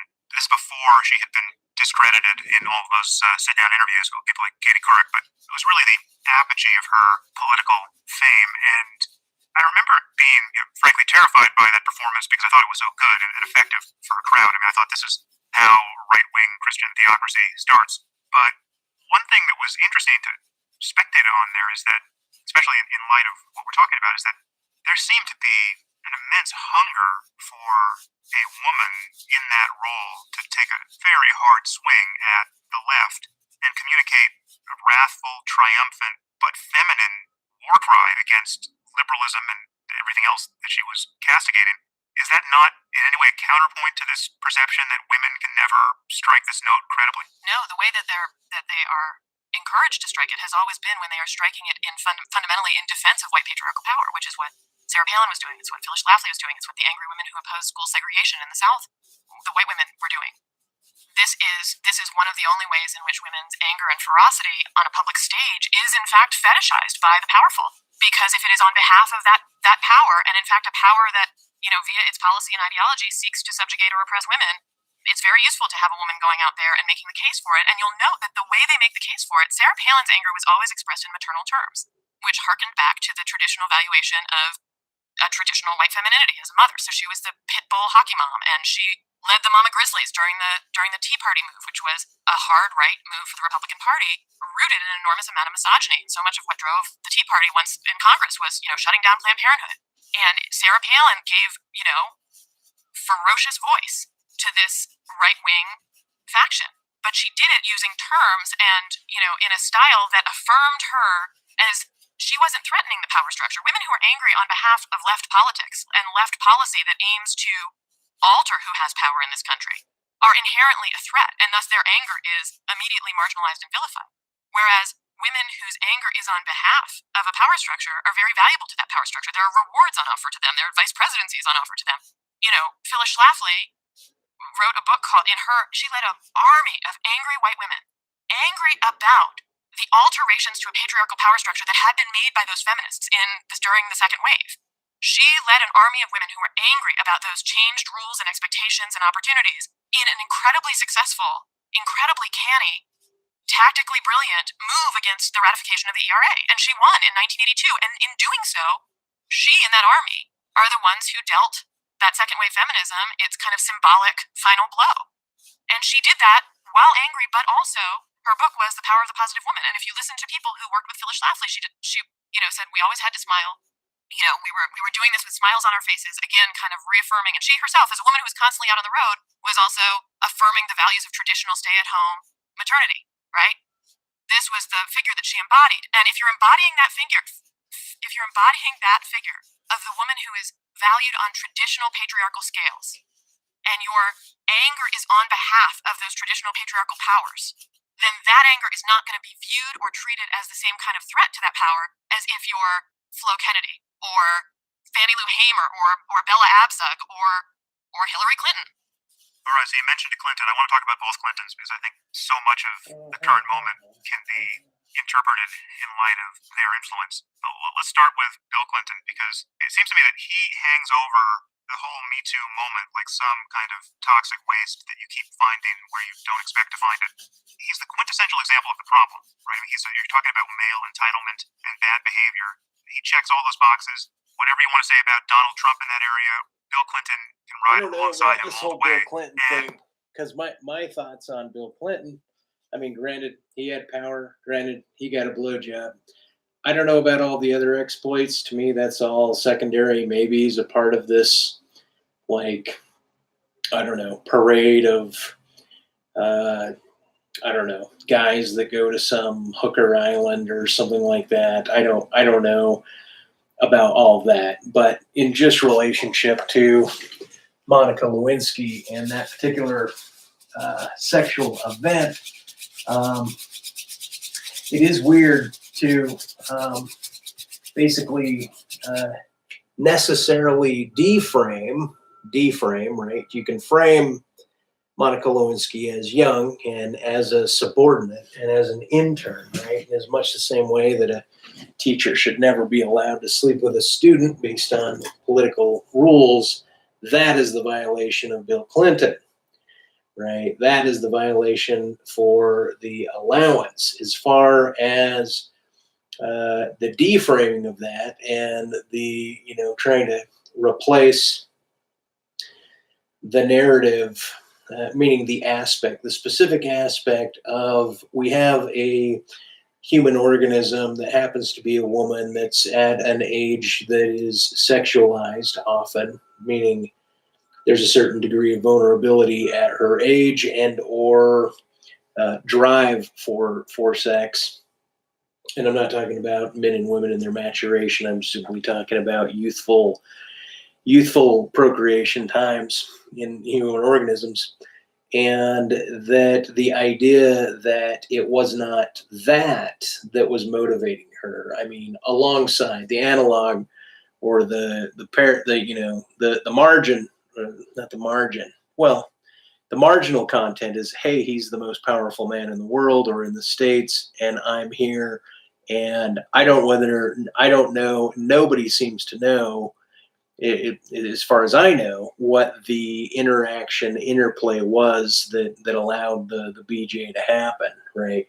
So it's framed in a particular way, and certain organismal desires are considered not a part of the conversation. Hence, if that's the only thing he's done, then he's still called the monster, right? And of course, by Sam Harris. Anyway, that's my critique on that. Some of the leading feminists of the time proved, I don't think hypocrites is too strong a word to describe how they took his side against his legitimate accusers. And to some degree, this continues to this day, although I think I guess probably changing Clinton quickly. might have multiple It does continue to this day in the sense that, I know Monica, I don't know her well, but we've met a few times, and I noticed in the news probably not more than a year ago that she got disinvited at a conference that she'd been asked to speak at because then they later secured Bill Clinton. They didn't want to put Bill in an awkward situation. That was within the past 6 months, I think. Yeah, right. So, but that's different from leading feminists supporting Bill Clinton, which is part of what was happening in the 90s that you're pointing to. Let's say that, I think it was a magazine. They're very different scales of the kind of thing you're talking about, right? Let me just add one more piece here, Rebecca. The response to him was certainly problematic from a feminist point of view, and most consequentially, in the 2016 election, because of how Hillary had played that political moment when she was first lady and defending her Lothario husband from, all of his legitimate accusers. I mean, she had, I don't think this is debatable. I mean, she had bullied these women. She had lied about, or certainly seen. Okay, I don't know about legitimate accusers, but I like what Sam's doing now in terms of bringing this in. Like, okay, here's Hillary now. How did she deal with that? Seemed to have lied about things she must have known were true. And in a large measure, I think her failure to become president was probably overdetermined, but this has got to be one of the reasons why she's not president. Because, at that moment in that debate with Trump, where she was there on the stage going up against one of the most unethical people on earth, and she couldn't make a peep about it because of how badly her husband had behaved and how badly she had behaved in defending him. To some degree, we have to perform an exorcism on the Clintons to get to a reset with respect to the current moment politically. Sure. I think that we have to perform an exorcism on a lot of, we have to perform an exorcism on the way patriarchal power has left, again, systemically, women dependent on men in all kinds of ways. So not just as husbands, but as leaders of political parties. As, part of what happened, I very much agree with a portion of the story you just told, right? So the way that I have long understood what happened during Bill Clinton's administration with regard to the, and for me, the big way in which it was deeply problematic from a feminist point of view is that Bill Clinton gets elected the year after Anita Hill's testimony. And Anita Hill's testimony against Clarence Thomas is such an important point in feminist history. It is coming on the heels of the 1986 Supreme Court decision that finds sexual harassment in the workplace to be a form of sex discrimination under Title VII of the Civil Rights Act. This is after more than a decade in the courts, starting in the mid-70s. Well, it's so great. There's that Demi Moore, Michael Douglas movie. I forget the name of it, but it's where the guy is sexually harassed in the office place by the woman. And I love that flip-flop, even though it's probably more rare. If you look at some of my more previous videos, I have no problem in assuming women as predators, right? I have no problem. I think they're probably fewer and sparser, and I think their prey are different, generally younger, but I have no problem. And I would have a problem if people gave carte blanche to women as not being that. Then I would, of course, get pushback. But so it is interesting if she's saying that, discrimination or sexual harassment is necessarily, well, let's see, I don't know exactly how she framed it, but something in the workplace. According to Title IX, harassment in the workplace is, let me back it up. Let's see if I can. Version of the story you just told, right? So the way that I have long understood what happened during Bill Clinton's administration with regard to the, and for me, the big way in which it was deeply problematic from a feminist point of view is that Bill Clinton gets elected the year after Anita Hill's testimony. And Anita Hill's testimony against Clarence Thomas is such an important point in feminist history. It is coming on the heels of the 1986 Supreme Court decision that finds sexual harassment in the workplace to be a form of sex discrimination under Title VII of the Civil Rights Act. Sexual harassment is a form of sex discrimination. So if it was reversed, though, would it still, meaning if it was a woman boss influencing a guy, would that be a form of sexual discrimination?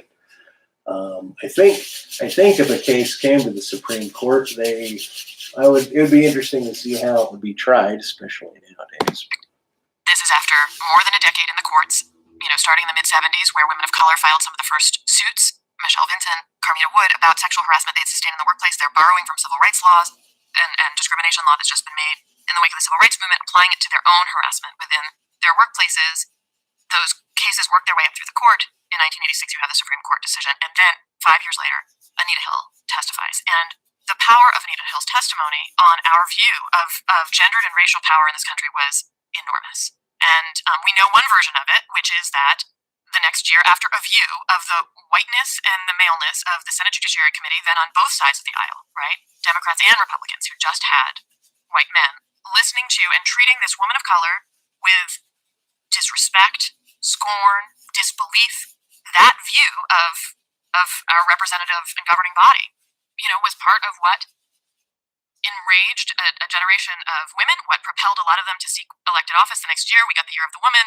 In retrospect, it seems very small, but in fact it was 4 women elected to the Senate, including the first African-American woman ever elected to the Senate in the history of the country, Carol Moseley Brown. You can draw direct lines. Carol Moseley Brown held a seat that later Barack Obama held. He later became our first black president. It was the year that Dianne Feinstein was elected. She, of course, was the ranking Democrat during the Kavanaugh hearings on a Senate Judiciary Committee.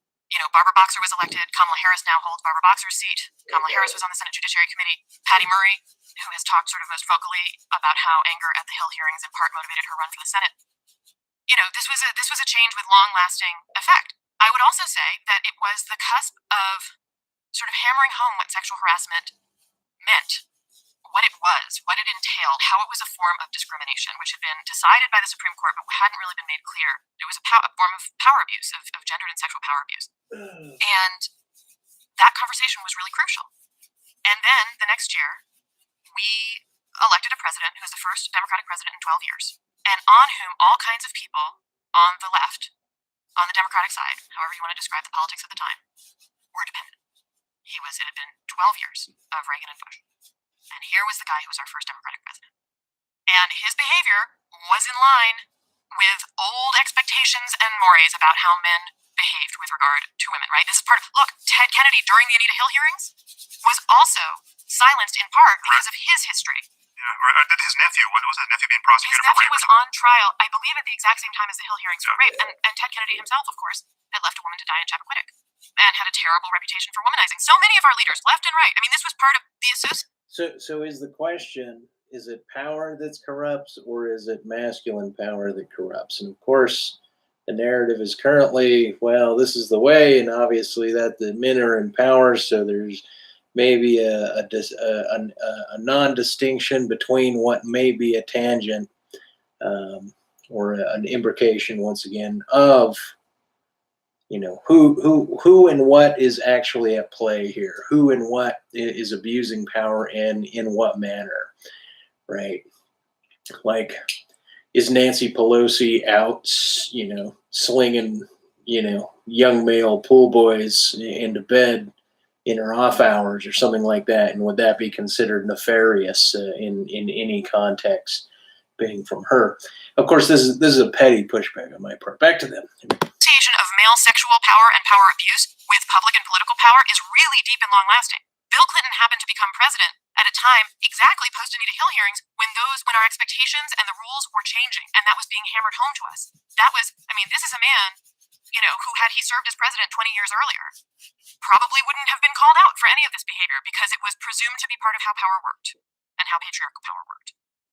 As it was, he was called out. And many of the people who, including some prominent feminists, now some feminists, I want to point out, Andre Dworkin was incredibly critical of Bill Clinton, right? There were feminists who were furious and who were very clear that Bill Clinton had abused power in his relationship with Monica Lewinsky.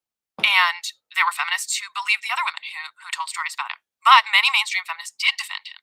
And part of how we get there is looking at the realities of dependency. When you have white men who have disproportionate shares of power, including political power, so that they are disproportionately the leaders of your party on whom you are dependent, right? To appoint Ruth Bader Ginsburg to the Supreme Court, to pass FMLA, or deeply meager, but all there is protection for people who take, maternity leaves and family health leaves. Those women defended the president. Now, do I think that was an error? Yeah, I do. I think, among other things, it derailed the crucial feminist conversation that was unfolding in that period. And it did, the words you just used, right? Hypocrisy. That this was, because feminists were on the line. Now, make no mistake, look at the women who recently a year ago called for the resignation of Al Franken. Had they not, they would have spent the rest of their careers in the Senate being accused of hypocrisy, because while they were working on committees that wanted to address sexual harassment, in the military, on college campuses, everyone would have said to them, but you defended your colleague, so this must just be a partisan issue. As it was, they called for his resignation, and now they, especially Kirsten Gillibrand, who was the first to call for it, is vilified as opportunistic. And by the way, that a very similar thing likely would have happened. So I want to recenter the stage on this. Like, when I listened to this the first time, I found it very interesting. The second time, I was all gung-ho about her. Then my marginal caveat finding self stepped in, right? And then I was thinking of John Cusack and it might have been in High Fidelity, right? He breaks the fourth wall. He's speaking to the center, the audience, and he says something like, I think boobs, men, like I feel like boobs, they're so amazing. I feel like they belong to me, but they've been annexed to another nation, and I'm trying to figure out how to get them back, right? That the idea that women have the womb, so to speak. And and then I thought of William Burroughs, because I was mentioning this to other people. William Burroughs and a few other people believe we live in a matriarchy, right? And you could say, well, that's a counterfactual argument. Of course, we live in a patriarchy, right?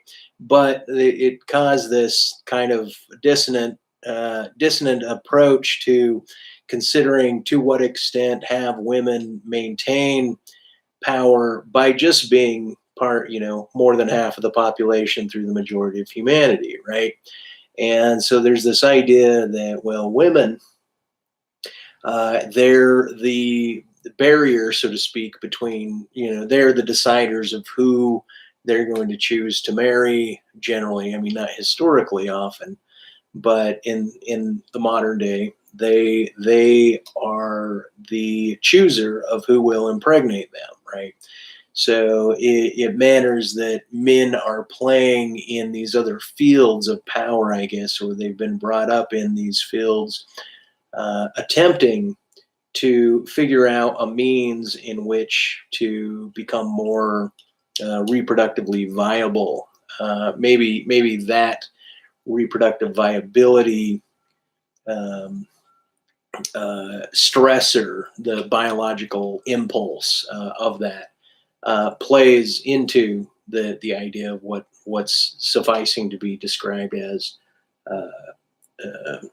I don't know, at least male dominance, right? Not necessarily white male dominance. You could even say that a lot of this pushback racially to say, oh well, black people are genetically inclined to be more aggressive.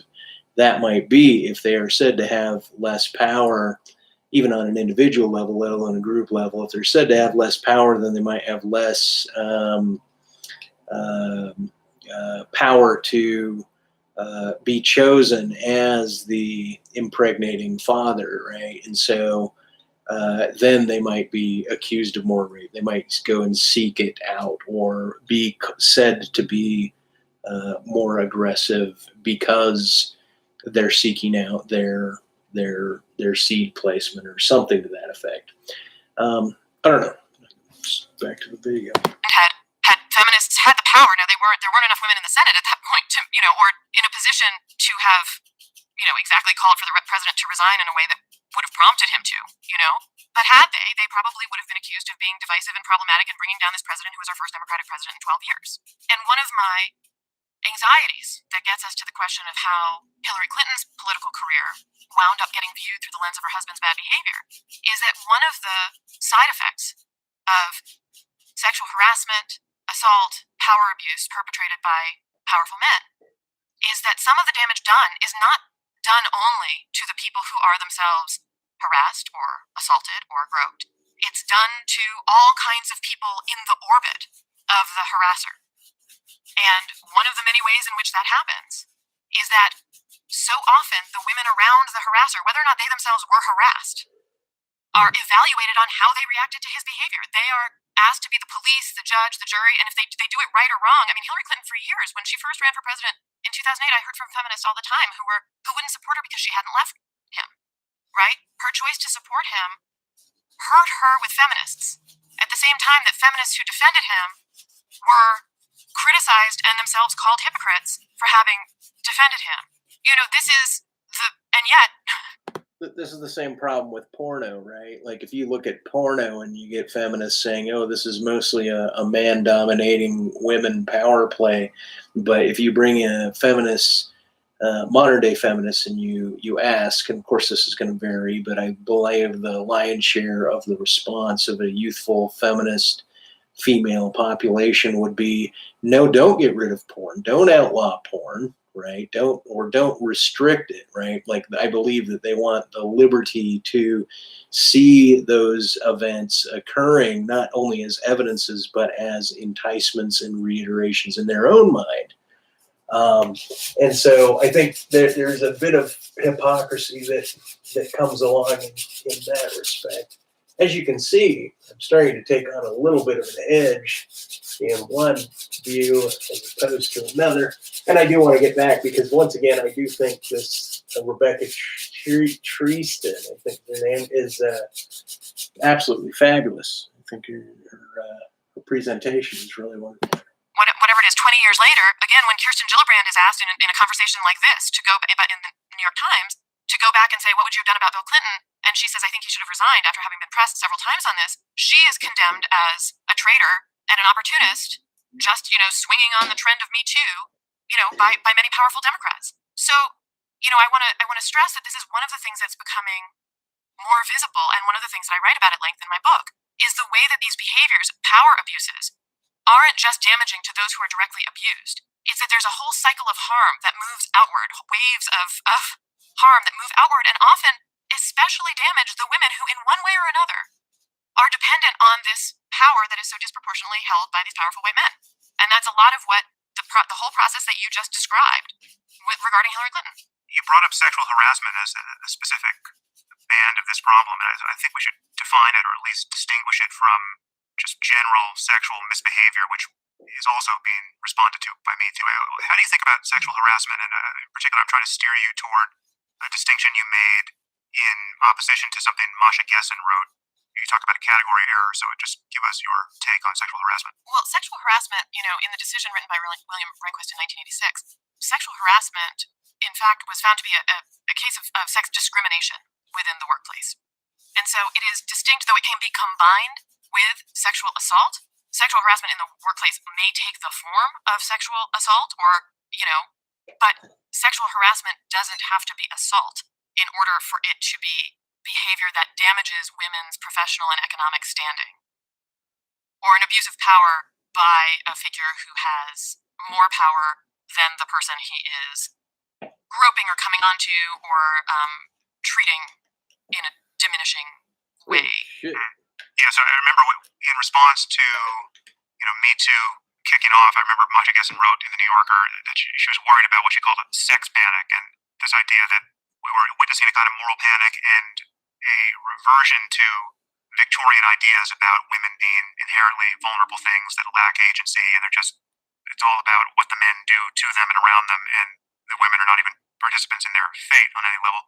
And the point you made in your book, and I think you probably made this in an article before you published your book, but I did. I wrote in response to Masha Gessen, whose point, by the way, I want to say, I think her point is a very good one. I just didn't think it applied to the conversation that was unfolding in the fall of 2017, which I thought was about behavior that was far broader than simply about sexual harm. Some of it was about sexual harm and assault and violence, but a lot of it was about the acknowledgement of other kind of inequities, some of which had been made clear via instances of a sexualized power abuse, but were not necessarily about the harm sustained by that power abuse. Not sexual harm, professional harm, economic harm. Right.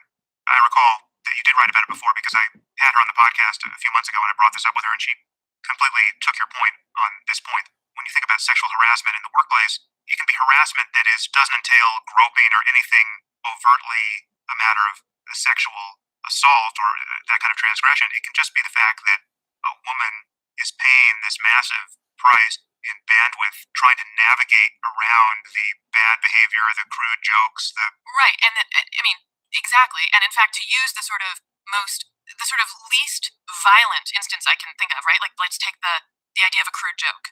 And I just want to sort of lay this out to be clear about what I'm talking about. And I think this is, what you're aiming to describe. Really, if you work in a company and there's a meeting and the boss tells a crude joke, a sexist joke, and you're a woman who is offended by that joke, it's not sexual violence, right? I suppose, and I want to, I'm sure that there are some people who might be triggered by that or experience, a PTSD. But for the vast majority of people, it's not that you've been grabbed or assaulted or done physical harm. However, the way you react to that joke can be determinative of your trajectory within that workplace, and thus your professional economic future, in ways that sort of extend long beyond that, single instance of a joke.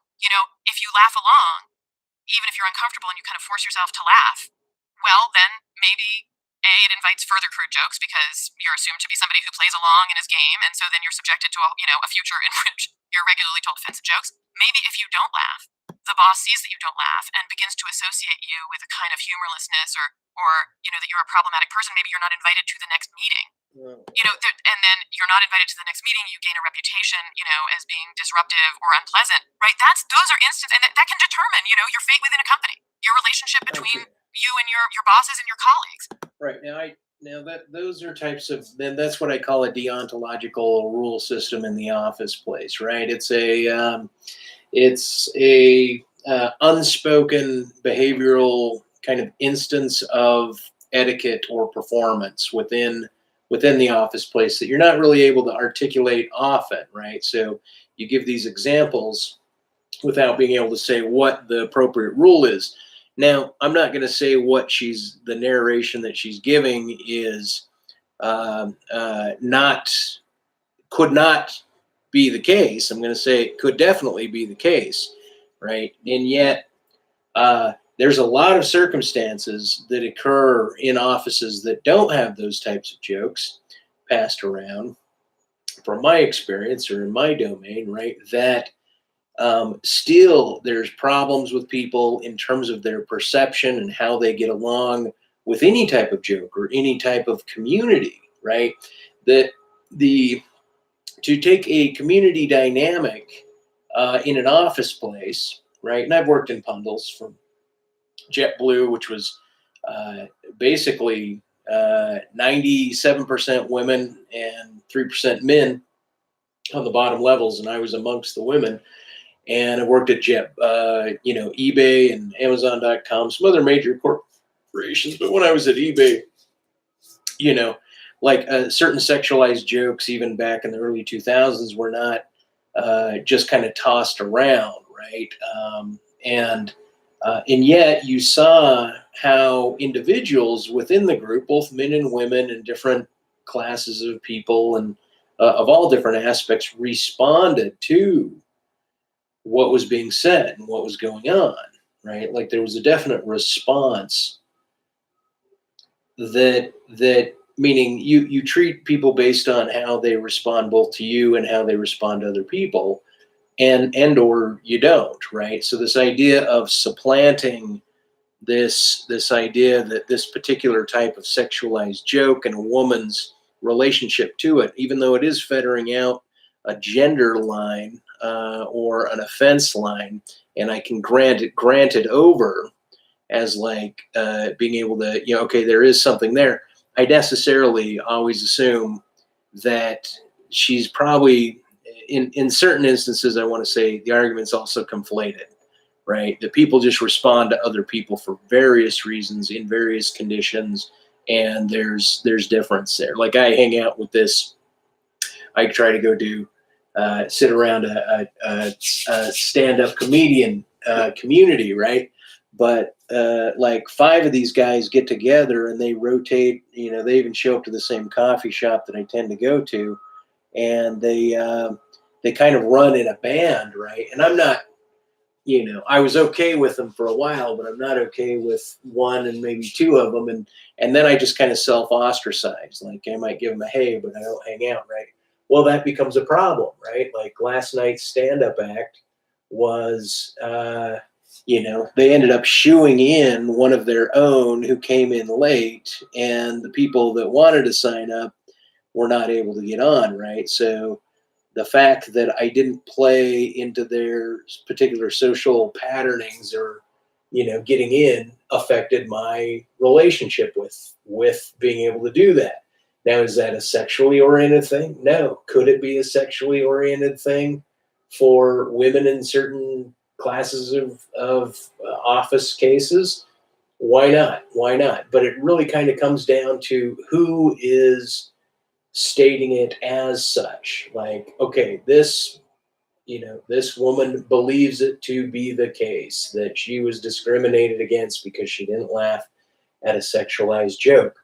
Well, I believe if, in certain instances that would not be a consideration at all, and should not be a consideration at all. And in other instances, just by her mere claiming that that was the root of the bias, such as my describing the case with these guys, I could be wrong about my relationship to them, how they perceive me, how any individual of them perceives me. Or the circumstances of the other guy getting ahead. I mean, I didn't go up and ask to be on the list after I was delisted, or not delisted, but was not able to sign up, right? So by that same accord, it's interesting to see how a whole paradigm can take over once it's made a uniform. Then you seek out how it form fits every narrative at every time, right? Kind of like the whole idea of, if you attempt to see certain numbers or signs, you may shore up seeing those more often than not. Almost like your mind keeps a clock, and so you could look at the clock and have it tell you a number, which is different than believing that your mind isn't keeping track of a clock and seeing a pattern in what you believe is an arbitrary fixation to signs, or an arbitrary fixation to signs. That's a whole nother topic. Anyway, back to these guys. If you become the problematic person who didn't laugh at that joke, then is there a toll on the people you hang out with in that office because they're hanging out with you and you're the problematic lady who didn't laugh at that dirty joke? Those kinds of things, those are sort of daily landmines for so many women in so many spaces in the world. And that's part of what was being described, what has been described and sort of reviewed and thought about, and the way in which those seemingly tiny choices can have shaped our notions of ourselves, the way that we're valued within our professional spheres, the experiences we had in our careers. And that's part of the discussion that was happening around the hashtag #MeToo movement. It is distinct from Tarana Burke's movement, which was specifically to address the tolls and ubiquity of sexual violence and assault. Right. But it was a part of the conversation that sort of exploded last fall. Okay, so I want to touch the variable of race here. You bring up race a lot in the book, and in ways that strike me as distracting, because one of the most salient examples on the worst end of the spectrum of male misbehavior, certainly in recent memory, is Bill Cosby. And you mentioned Bill Cosby, and you even mentioned him in context where you have been talking about white male privilege and white guys thinking they can get away with anything, and then you drop Bill Cosby in. So it seems to me that the temptation to talk about this as often as you do in terms of white men, it just strikes me as frankly awkward, because when you're talking about the litany of abuses of famous people of late, race is not part of the problem, or at least it need not be seen as part of the problem. Well, I don't think there's ever an instance in which race need not be considered in this country, because what I'm talking about fundamentally is power and who has it. And I am talking about white men, but there are also women who've been credibly and persuasively accused of sexual harassment during this past year. There are, yes, of course, men of color, R. Kelly, Bill Cosby, who have been accused. There are men who have been the accusers of other men, right? So you're right to suggest that the broad strokes that I sometimes use don't give the full picture, but I would say that what I'm describing is power, and that there is no way that you can acknowledge who has had economic, political, public power in this country without acknowledging that the vast proportion of that power has been held by white men. It is true that I don't spend a lot of time on Bill Cosby in this book, but I've written pretty extensively about him in the past, including how his race plays into this, and how, in part, his race and his role regarding respectability politics in black communities, and the way in which the Cosby Show itself, which is the thing that made him beloved and famous, was a product that made white people feel good about racial inequity. I mean, I've written about this at length. And also that the accusations against Bill Cosby leveled by white women made many liberals feel very anxious, in part because of the history of false accusations of sexual violence having been leveled by white women in the past against black men, and that all of these complicated factors were in play when it came to the question of how it was that Bill Cosby's alleged aggressions and rape of multiple women had been in the news, known facts, for more than a decade, during which he was still being celebrated within his profession, getting Lifetime Achievement Awards. So I don't think there is any talking about Bill Cosby without talking about the racial dynamics around Cosby's case and Cosby himself, and the kinds of messages he was sending to black communities, the ways that white liberals had received his show and his career as being fundamentally friendly to whiteness. I mean, Bill Cosby is a man who said there's systemic racism isn't a thing. This is, pull your pants up. those were, and there was a much milder version of that was transmitted through his beloved sitcom. And that affects the way that liberals who would be. Okay, so he says it, and she's describing that affects the ways, right, that he's denying the second categorical craze, or the second indexing of what race is, meaning that it starts systemically. And I think, I don't know, this is where I reduce it right back down to the individual. I don't think that Cosby was necessarily under any obligation or any pressures to make, if he did make a disclaimer about that he probably wasn't under any belief about it as being as such, right? And maybe that opinion stems from his being as lauded for his historic accolades from the Fat Albert show to various Jell-O commercials to Huxtable, the doctor, and it plus many other things that he was in, let alone his comedy, and so for her to note or denote that he did say this and that this is affecting. Let's continue with what our narrative is. I think it's over. Once again, it's I don't know. It's mixing the class between groups and individuals to conflate it to the groups in the system, right? Which I went over in the last segment. Concerned about multiple allegations of assault, receive those allegations if they're leveled against a black man. So, you are right that within the book, I include Cosby without delving into the racial and gendered politics around him at any length at all.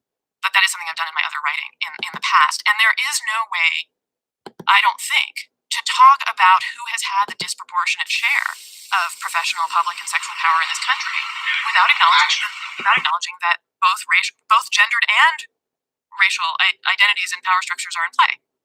And so that is why I often talk about white men. And there's also no way to talk about what happened during, starting in the fall of 2017 without acknowledging the racial dynamics around the accusers. Sorry, you guys have to pause a moment to get this Tom Waits image up. I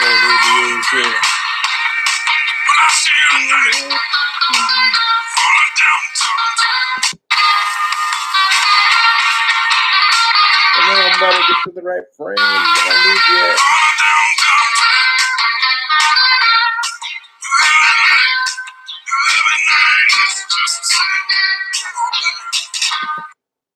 I think I can use that. God, he's got such an interesting bone structure. Great. Kind of erase that out. Anyway, back to you guys. I might have to periodically, you'll hear a little Tom Waits. Maybe I can mute him. It's kind of a sound signature thing for me also. Here we go. Was prominent, wealthy, white women who were some of the first to level the accusations against Harvey Weinstein. And also, I believe, I'd have to go back and fact check this, but I believe that the only two accounts he bothered to deny were the accounts of the two women of color, Lupita and Salma Hayek. It seems like power is the variable, and of course I'm going to grant you that white people have a disproportionate share of power, right? So and men have a disproportionate share of power. Maleness and whiteness correlate with power in our society. There's no question of that, but it seems that... Okay, when he says there's no question about that, within our society, okay. To where does the audience believe that is in fact the case and where isn't it? Meaning that one can historically look at things, one can probably economically look at things, one can probably look at trend lines and systems and say, yes, it is the case. Now where's the margin? Who is an example of that group that does not have this power, and what is their population, and what is it to be just above them? Meaning, what is it to speak about one's status in what? Workplace? Once again, it comes back to workplace. It comes back to money. And it comes back to influence of policy, where policy is directed upon a population. So it's interesting to attempt to find out where the caveat and where the exception is there. I don't know what the exception is. I do know there is an exception of plenty of white men that have very little power, less power than you'd say the average of any other ethnic or racial class, as you might want to call it. And certainly there's people of every class that strata or on a strata within any particular either spectrum or hierarchy that you want to perceive the problem as. So I'm just throwing that out there because I see Sam Harris just kind of granting this over, right? Like it's been positioned enough for him to not want to fight on certain grounds, right? Like that's not the battle line for him. So he's granting it over. I'm not saying it's my battle line. I'm just noting like, okay, it's behind me as a battle line. Now let's look at what the exceptions are within. If we expand the battle line, what are the exceptions of that battle line? Differences in power cut through the data fairly accurately. Like Kobe Bryant, what happened to the rape allegation against him? I don't know. I don't even remember what I thought about it, but he's a famous, wealthy black athlete who's enjoyed a result of his entanglement with the justice system that, as you know, many black men don't. O.J. Simpson is the quintessential example of this. The idea that he is the representative of, the fate of black men in our justice system is ridiculous, but, he's obviously there were racial dynamics in how that jury decision ended up. I guess it worries me to reflexively put race into the conversation when other variables account for the disparities in outcome we're seeing. If we're talking See, at least Sam's aware of it, so he's placing that in there, which I think is about great. power, let's talk about power. Of course, we can notice that men have more of it and white men have the most of it. But the reason why it's so counterproductive from my point of view is you're endlessly opening yourself up for the embarrassing counterexample that you can't figure out how to talk about, whether it's Bill Cosby or Morgan Freeman or, as I think you were probably referencing, Asia Argento, the woman actress who... Oh, no, I was actually thinking of but Asia Argento is another example. I was thinking of the NYU professor, Avital, feminist philosopher. Oh, yeah, actually, I do know that's right. So the moment you have women suddenly doing something, or men of color, or, God forbid, women of color, again, this is not to say that racism isn't also a problem, but it's not encroaching everywhere. But I don't think that those stories are, embarrassing contradictions. I think they are, as you yourself said, sort of exceptional cases, and that I don't think, again, they only, if you can talk about those cases, I mean, I know I just talked about a lot of the racial dynamics around Cosby. If you can talk about the way that race has shaped, so many of these cases and from so many different directions, to acknowledge race and gender as factors in who has power in this country is not to tell some rudimentary, simple story. It's all. Okay, so, right, it's not to tell some simply rudimentary story. It's so weird because the last lady was like, it is a rudimentary story, race and power, and I'm okay with that. But let's see. All complicated. You can't talk about O.J. Simpson and the kind of investments that people had in that case without, again, looking back at the extremely long and terrible history of black men, and especially those who in some way were rising to power, being accused, in many cases falsely, of sexual misconduct. I mean, this is also something that Clarence Thomas himself brought up and cast, this to his advantage, allegations made by Anita Hill against him as a high-tech lynching, right? It's only embarrassing if you take them as sort of the most rudimentary, that racism is just about how every individual reacts to every other individual, and not looking at who has been granted and who has held the disproportionate amount of power in this country. And there's, yes, Bill Cosby, Kobe Bryant, O.J. Simpson, right? And then you have Roger Ailes, Donald Trump, Arnold Schwarzenegger, Bill Clinton. I mean, this is the number of white men who have wielded popular, professional, economic, political power in this country. I mean, we are talking about massive structural realities, and individual exceptions to the rule do not make that rule any less true. It's their exceptions that we need to talk about, and we need to talk about the power dynamics and the kind of and how race did play into those exceptions. And it's often a very complicated story. But if you're telling that story and are willing to actually have the conversations about how how race and gender and power and class intersect, then good. That's part of what we need to do. That's part of the process we have to get through to understand, how our history meets our present and how, what we're doing to address pervasive and systemic inequality in this country. I want to come back to the point that Masha Gessen was making about there being a kind of panic here. She called it a sex panic. I've called my concern here a concern over a moral panic. And there's a feeling that many of us have gotten that there's a kind of inquisitorial spirit to much of what has happened and what may yet happen under the banner of Me Too.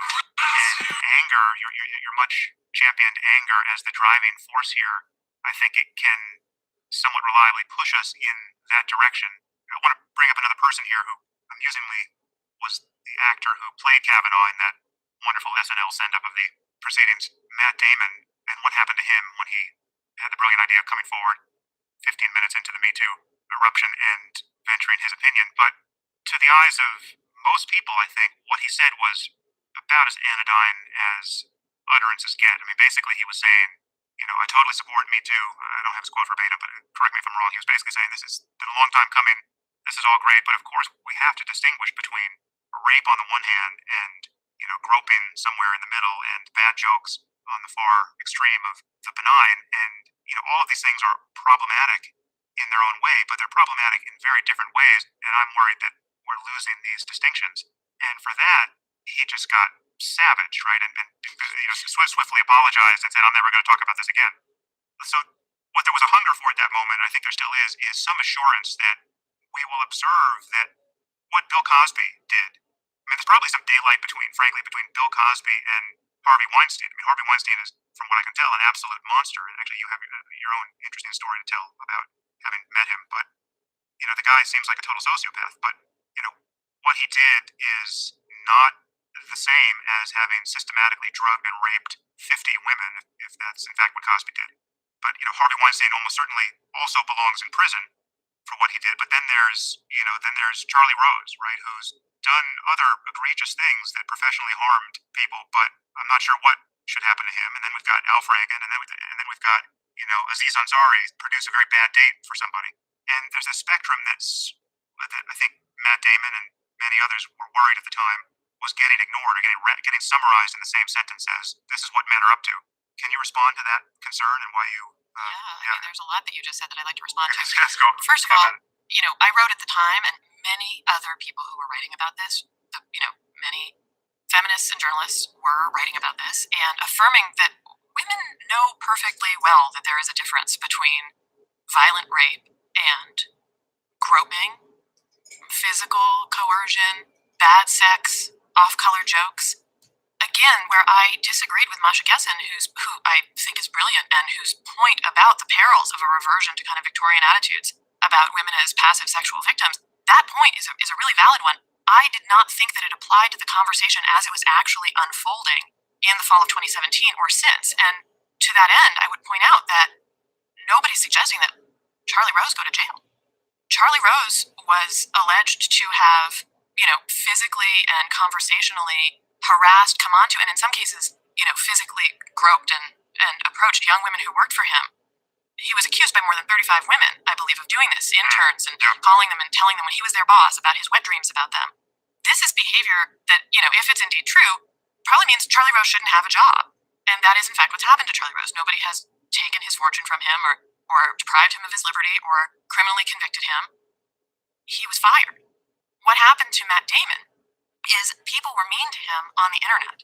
And they were mean in part because this thing that he was saying, which is the point you just made, I think people were angry in response to that, in part because it was a sort of condescending misreading of the actual very nuanced and complicated conversation that was taking place, and a form of collapsing all the varied and nuanced reactions to the different kinds of stories that were being told in a way that made the various people who were telling stories appear punitive, or to use your word, inquisitorial, when in fact what a lot of these people were doing, and this is really important, was just telling stories about what happened to them. They weren't making the decisions about the consequences. This was not an inquisition. This was not women or the men lobbing allegations as judge and jury.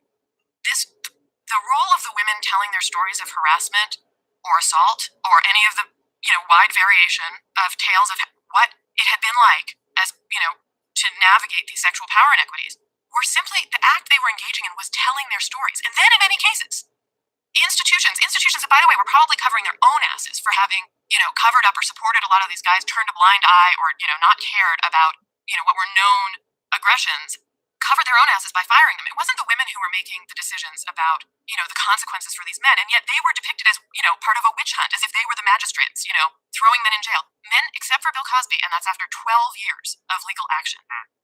So far, no one else has gone to jail. It is an open question. Harvey Weinstein is the one who is, we know, being criminally charged. Otherwise, we are not talking about criminal charges for any of these guys. Now, as you said, what happened to Matt Damon, and I write in my book about how Terry Gilliam, about all the ways in which the consequences that these men did face, losing their jobs, being criticized, having people be mean to them on the internet, all of it, talk about flattening it. So many of these things were cast by their friends or by themselves as having been violently aggressed upon, right? So Terry Gilliam said of Matt Damon that he was beaten to death. Now, as you pointed out, Matt Damon appeared on Saturday Night Live in a, in a widely praised skit, 3 weeks ago? Matt Damon's career is not over.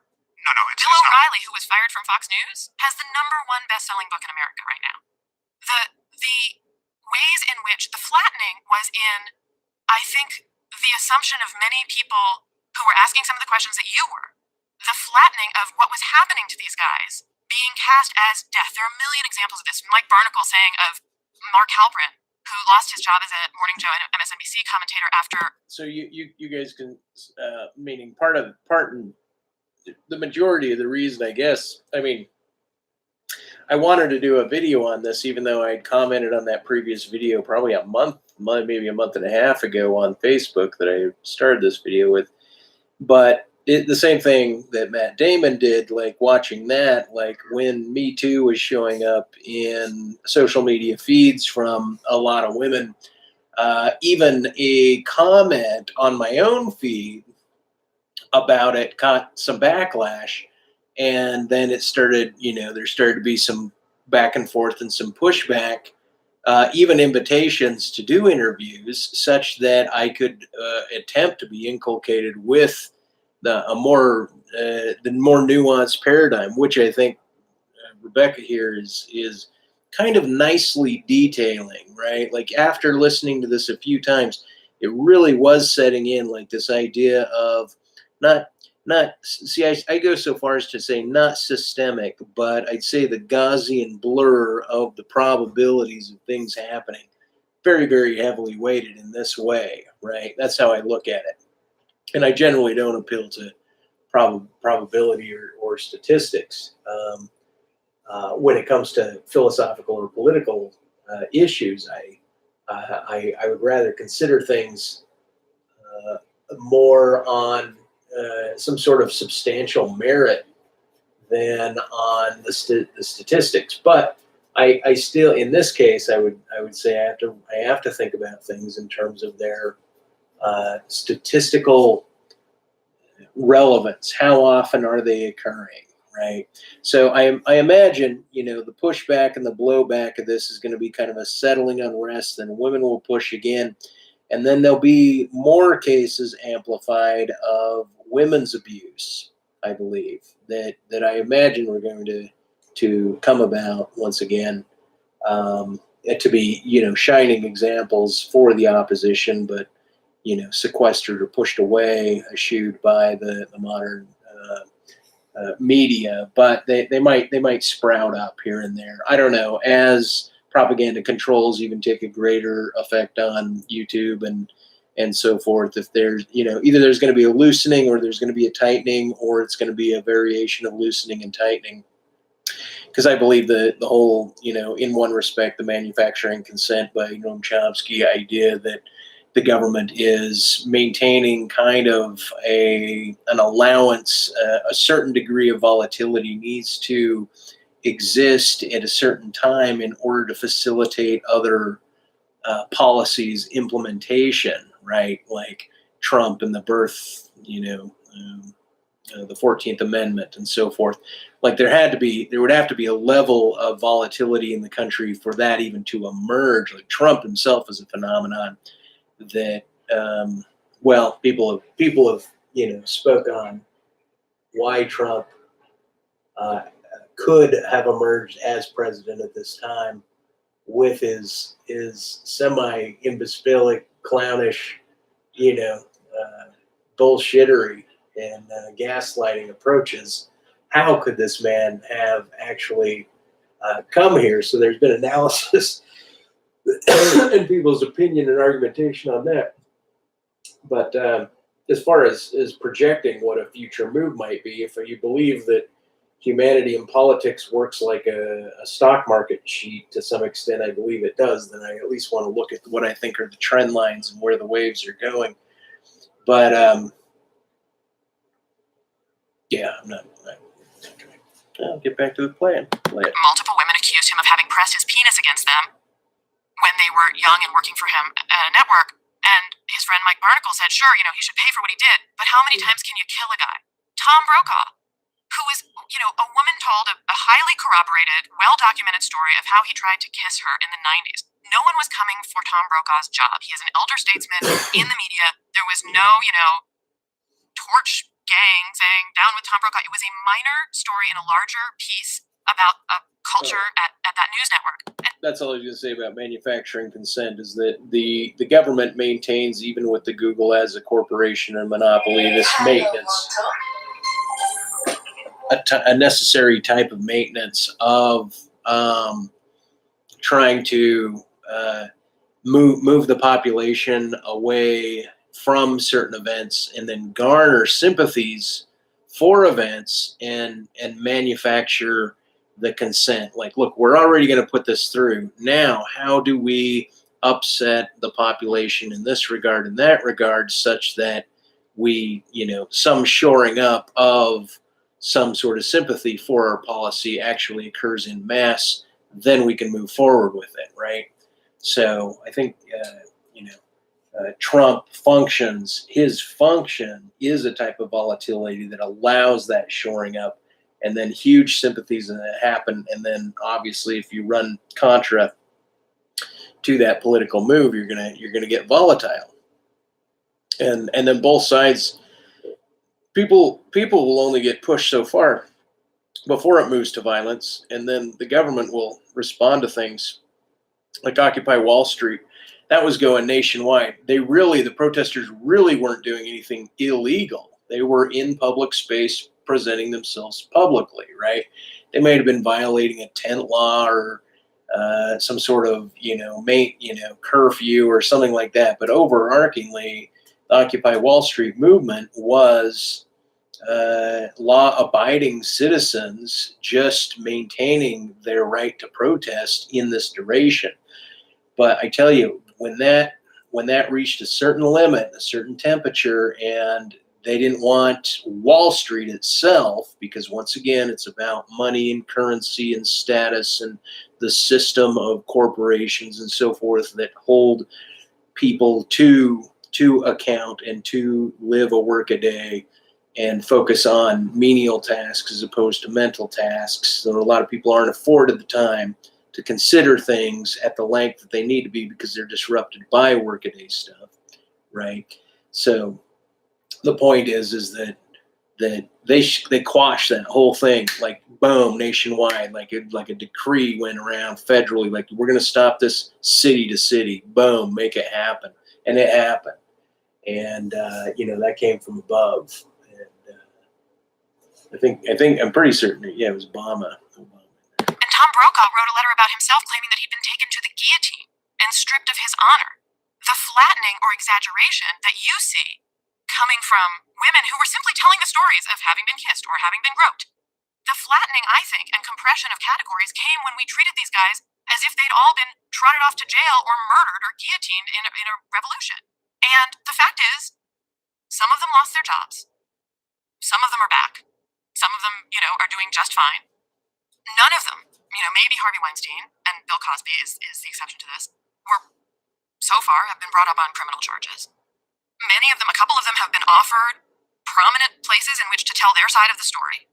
Many of them have been cast as the victims. Many of them still are deeply loved by millions of people. That is true of Charlie Rose. At some point in the past year, he sent a butt tweet or something like the letter H. And all kinds of people responded to him on Twitter, "We love you, we miss you so much."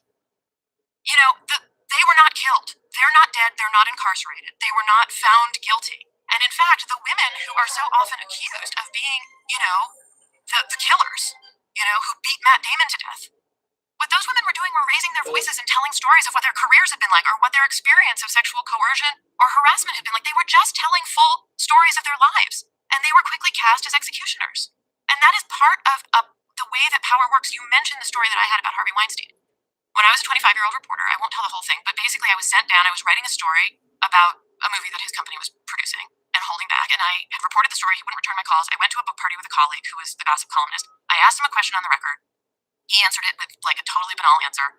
I turned away to go. I got my on-the-record response, and then he got angry and told me it was off the record and tried to grab my tape recorder, and he pushed me with his finger. He called me, I don't know what the language limitations are, but are there language limitations? No, not at all. Okay. He called me a cunt. This is in a big book party, at the Tribeca Grand, the night before the 2000 election. He called me a cunt. He said, "I'm glad I'm the fucking sheriff of this fucking piece of shit fucking town." He pushed me hard on the shoulder with his forefinger. My colleague stepped in, calmed him down, and then it exploded again. He pushed my colleague down a step, and, my colleague's tape recorder hit a woman's head, knocked her out. He then took my colleague out onto the street on 6th Avenue in Manhattan, put him in a headlock. The next day, the way that party was, covered with journalists and photographers. And the next day, the way it was spun, I can't remember if it's New York Times or New York Post, was that we were pushy reporters at this party. So that we were cast as the ones who were the aggressors. We were the pushy ones, even though this gargantuanly powerful and actually physically incredibly imposing man had physically pushed two young women, my colleague was a man, two young reporters. Those reporters were cast as the ones who had been the disruptive force. And this is, I also write about in the book about how I noticed this pattern with regard to Freddie Gray's death in Baltimore in 2015. Freddie Gray is a man who was taken into a police van and given a rough ride and later died of his injuries. And in response to his death, there were protests. He was an African-American man. There were protests. And when I was a reporter at the time, writing about all kinds of forms of inequality, and the thing that I noticed was that all the news reports said that the violence started when protesters threw rocks, and that the violence done by the more powerful entity to the less powerful entity was kind of indiscernible as violence because that was just how power worked. But when the people who had less power threw stones at police cars, which was fundamentally a lesser kind of power, they were cast as the instigators of violence, as the disruptive force. That's the mob of women who have no power in the confirmation of Brett Kavanaugh, who's actually being confirmed to a position where he's going to have power over their bodies, their votes, their ability to collectively bargain for the rest of their lives. Their only option is to raise their voices and yell during the vote for his confirmation. They are cast as a mob by our president, by the party that supports our president. They're the aggressive mob. And that is what happened around Me Too, is that the women who were using the only power available to them, because they weren't the anchors or the chefs or the editors or the movie producers, part of the story that they were telling was about the circumstances that ensured that they weren't those powerful figures. The way that they felt exiled or were self-exiled from the professions in which they had worked and been ambitious, and yet they had been harassed or assaulted and had wound up leaving or never rising within those professions. The power they had available to them was to raise their voices and tell their stories. And how were they cast? As part of a witch hunt, mob justice, inquisitors, executioners. And I think that that's really worth thinking about. It is a pattern that is around us every day. Now that I see it, it's everywhere. When power works aggressively, when a more powerful person assaults a less powerful person, it is almost indiscernible to us. But when that less powerful person resists either by telling the story or throwing a rock or whatever it may be, and disrupts or dissents from the way that power is supposed to work, that is quickly cast as aggressively disruptive, chaotic, problematic, violent. And that pattern was and that's when we talk about what happened to Matt Damon. Matt Damon said a thing that a lot of people were angry at, and they got angry at him on Twitter. And now he's on Saturday Night Live, and he's fine. Well, there was a lot in there. I want to respond. I think if nothing else, we will prove how complicated this topic is. But by way of taking Matt Damon's foot out of my mouth, I should say a few things. First, there's no question that some people should be going to jail and some people should lose their careers, and there should be consequences to many of these actions we've been discussing. And I think that the Matt Damon moment exemplifies another concern, however. What we were witnessing there, at least to my eye, was the limits of Matt Damon's power. Right? I mean, Matt Damon is one of the most powerful people in our society. As you say, he should be able to recover from almost anything. He has very few bosses, and yet he perceived a risk to his career in hanging out there for more than 5 seconds under this blowback on Twitter. And it's very interesting you say that story you told about Harvey Weinstein, that particular part of the story had nothing to do with sexual dynamics or sexual harassment. That was just raw power exerted by a sociopath. He manhandled you guys, got you out of his party, managed to get the press to cover it up. But he's kind of a unique case. I mean, he was managing to get all kinds of things covered up that ordinary powerful people can't. You know, Bill Clinton was president of the United States, and he still couldn't prevent a semen-stained dress from showing up on the evening news in about 24 hours. Harvey Weinstein, you know, faced down Brad Pitt, who was complaining that he had mistreated his girlfriend, Gwyneth Paltrow at the time, and Brad Pitt, another extremely successful, powerful person, apparently couldn't do a damn thing or wouldn't do a damn thing in the face of Harvey Weinstein's power. I still can't figure out why Harvey Weinstein had any power making those niche movies. You know, I mean, like there were movies that won Oscars and made. I mean, but still, in the industry, had tremendous power over who was considered granted, who could win Oscars. It still is not. I mean, Shakespeare in Love is not a billion-dollar franchise, and we're living in an environment But where Gwyneth Paltrow won an Oscar for Shakespeare in Love. Right, If you think that winning an Oscar isn't sort of the ultimate, it's something, it's something. you know, power achievement for people who work in Hollywood and are ambitious within that field. And I mean, I don't know how we talk about power. No, but I'm just saying the tide has turned so quickly and in so many surprising ways. I mean, we have, who is it, his name James Gunn, the writer he is the writer of a billion-dollar franchise, the Guardians of the Galaxy, who got immediately fired and had his movie torpedoed for a history of bad tweets.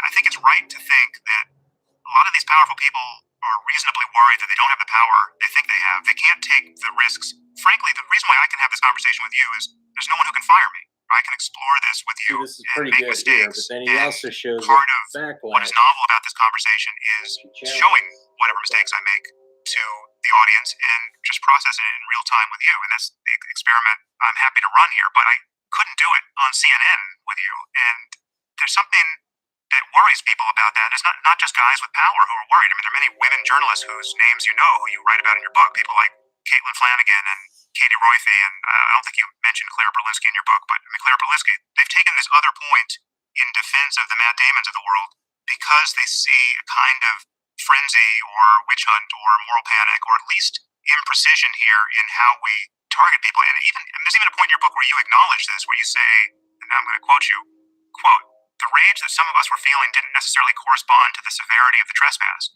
Lots of us were as incensed about the guy who looked down our shirt at a company retreat as we were about Weinstein, even if we could acknowledge that there was something fundamentally nuts about that." So, yes, Do you want to go on and say what I write after that? Well, I think I explain why. I mean, you're absolutely right. This is what I mean, by the way, when I say that those of us, I was writing that sentence, appeared in a piece that I wrote in real time in the fall of 2017. And that's what I mean when I say that some of the flattening that's been done is behaving as if we were just out there wielding these clubs in which we were not, you know, acknowledging distinctions. I write about that and make that point precisely because I go on to make the point that what I was getting to, and what I would write in a later piece, I believe, in response to Masha Gessen's piece, but I was working through it there. I say, we know that there's something fundamentally irrational about the way that these giant trespasses are making us as angry as some of the minor stuff. But what I go on to say is, in part, that's because it's not just about the sexual violence. It's about getting this view of our value, our diminished value in the world. It's about sexism. I think the end of that paragraph is like, that's because what we were identifying was not simply a pattern of sexual harm, but rather sexism, systemic subjugation, systemic gender inequity. And that's why, and I mean, that's part of the argument that I go on to make. But just to be clear, that was a sentence that I wrote in the same period that people were saying that people like me were just making these broad characterizations in which everything was the same. you acknowledge that it was fundamentally nuts, right? So, or that there was something fundamentally nuts about that. Something fundamentally nuts. And then I go on to write about why we got there. And I want to go back to what you said about Matt Damon risking something, or you risking something and talking to me. What are you risking that I'm gonna argue back? That I'm gonna say I think you're wrong, or that I'm gonna say No. actually I think that's sexist or racist. It's the What audience. was Matt Damon risking? He was risking that people would disagree with him. What is Katie Royfey risking? That people, and as I did, disagreed with her vociferously. That is very different from how it's often cast, which is, you know, as the victims of this mob. Katie Royfey got, I believe it was a cover story in Harper's. And Matt Damon, as we have covered already, he's just fine. I got about probably 10 more minutes in me before I got to get off my position, my feet, my back, everything, and kind of remove myself, or at the very least readjust. Maybe I'll be able to knock out something significant in this piece, this painting. Hope you guys are okay with the conversation and the painting. Got my Tom Waits going. Got the downtown train. A little weirded about his anatomy here. She got such thick, what is that, the maximal bone right there, cheek to cheek. Mandible, maximal, yeah, forget about it. Anyway, and it's so weird because the guy's bone structure, he's got so much thick side from the side of his cheek back to his ear. He's actually very, there's a lot of space in how his cheeks project. And so I was having some problems here trying to really illustrate that. But yeah, I don't know. Anyway, that's all I'm saying is I only got so much time left. So pleasure. Thanks for bearing with me if you get through this at all. No, but there are people who just take someone like, okay, a not perfectly analogous example, but take Roseanne Barr, right? So Roseanne Barr tweets something stupid. People can argue about how racist it was, but at a minimum, it was a stupid tweet that the whole world hated, and she lost a #1 rated show over it. I don't know how many millions of dollars she lost as a result, but you might say, well, it doesn't matter, she's already rich. But there are many people in a position who are not necessarily already rich. They're successful, and they can still lose everything over a tweet. But it's not losing everything. But they lose their Not careers. using your. See, and this to me is Sam giving an example that if he said the wrong thing, that he himself could be, not deplatformed maybe, but at least diminished heavily based on tweets. I mean, people are already, they say, cutting and pasting quotes to push guy, to defame people all over the net. But Necessarily losing your freedom. It's again, it's They're not going to losing a job. People are fired from jobs without cause all the time. People are fired from jobs every single day in this country for no reason, with no investigation, with no compelling allegations at all made against them. Roseanne Barr, whose career in part depends on, and whose job within her network is to draw ratings, and whose work depends on being loved and popular by some segment of the population, tweeted a thing that I think is inarguably racist. Now, and her, again, it wasn't the people who yelled at her on Twitter or wrote pieces who decided that she was going to lose her job. They voiced their objection to her racist locution, which again came in the context of years of her, support of Donald Trump, and this was not a singular thing. And they voiced their objections, and her network fired her. And so the notion that the danger to her is coming from the people who are simply voicing their offense at her having offended them, having offended, that is, and the risk that Matt Damon should be scared because people might disagree with him, and that might interfere with his further accrual of power. Right. Like, okay, So Sam at the beginning of this says he attempts to interrupt at several times, and then he realizes there's an actual, she's not hearing it on her end, and then he falls off the radar. And I think this is one of like two instances at least that I've heard in here that I think he was trying to defend his position through his argumentation about Roseanne Barr, but allowed her to continue, or not allowed, but that she continued. People might disagree with you, but I haven't seen much evidence. Roseanne lost her show. She was fired. Again, the firings, this notion that to be fired, to have your power disturbed because people are offended by your behavior. I mean, being fired for much less is a daily occurrence for people who have far less power and stability than the people that you're worried about having their lives ruined. And I don't know, if to me, this is just, again, this is making very powerful people the complaints about whom are about them offending from their position of power, people who have less power, vulnerable people. And then turning it into they being the less powerful victims, when in fact the less powerful didn't have the authority in them to See, and then he's back on again. I really enjoy that. It's that whole idea of like, look, these guys in power, they have so much already, and you're worried about them instead of this lower class of group of people that are upset at what they're hearing and just merely voicing. I mean, that's what Twitter does as a democratized sort of platform. Minus Alex Jones and those other guys. Take their jobs from them. And in fact, those less powerful people themselves are reasonably worried every day that they might lose their job for no reason. Well, actually, it's not just that. First, let me just clarify what I meant by Roseanne Barr's tweet being arguably racist. She claims not to have known that Valerie Jarrett was black. Yeah, that's hard to believe. Well, it's actually not hard to believe if you don't know anything and you just Google a picture of Valerie Jarrett. She's on record as having said she thought she was Jewish and she just didn't. There was zero racial subtext to what she was tweeting. Now, you might think she's lying. That's fine. But Yes, I believe that she is lying. if true, that takes the racism part out of it, at least for most people. It's not just that we're worried about wealthy people or already successful people or already powerful people losing something when their audience is turned against them.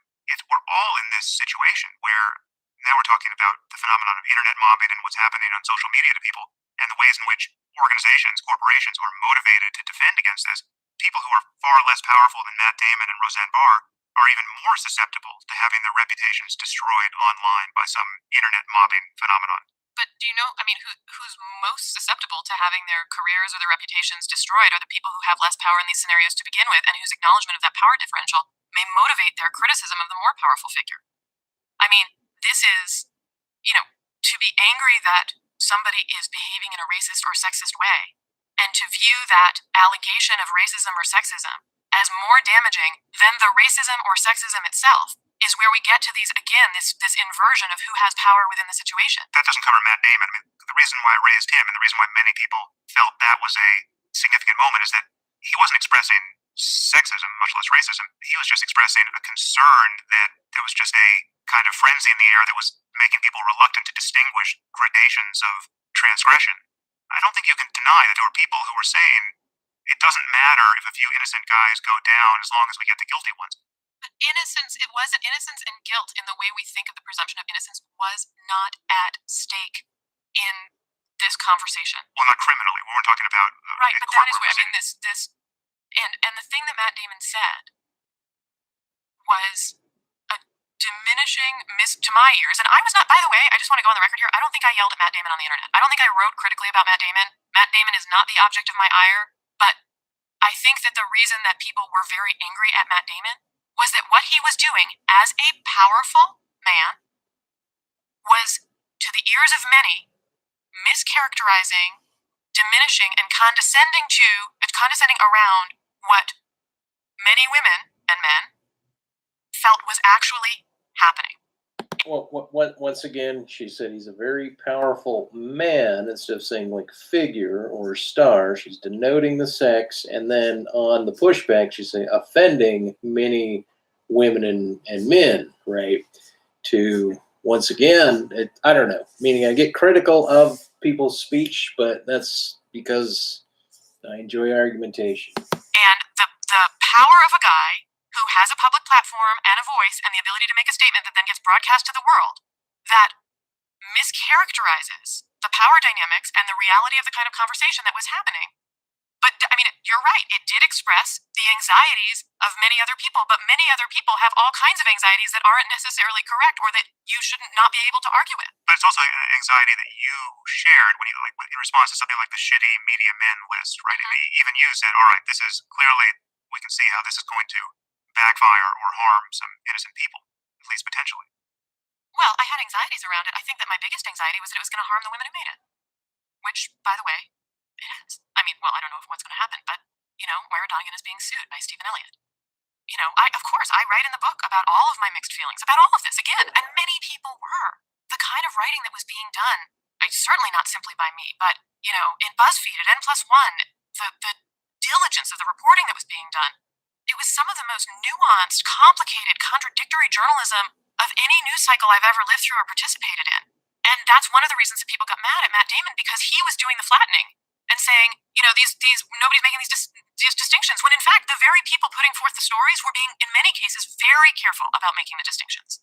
And that's why people got mad at him. But truly, Sam, they got mad at him.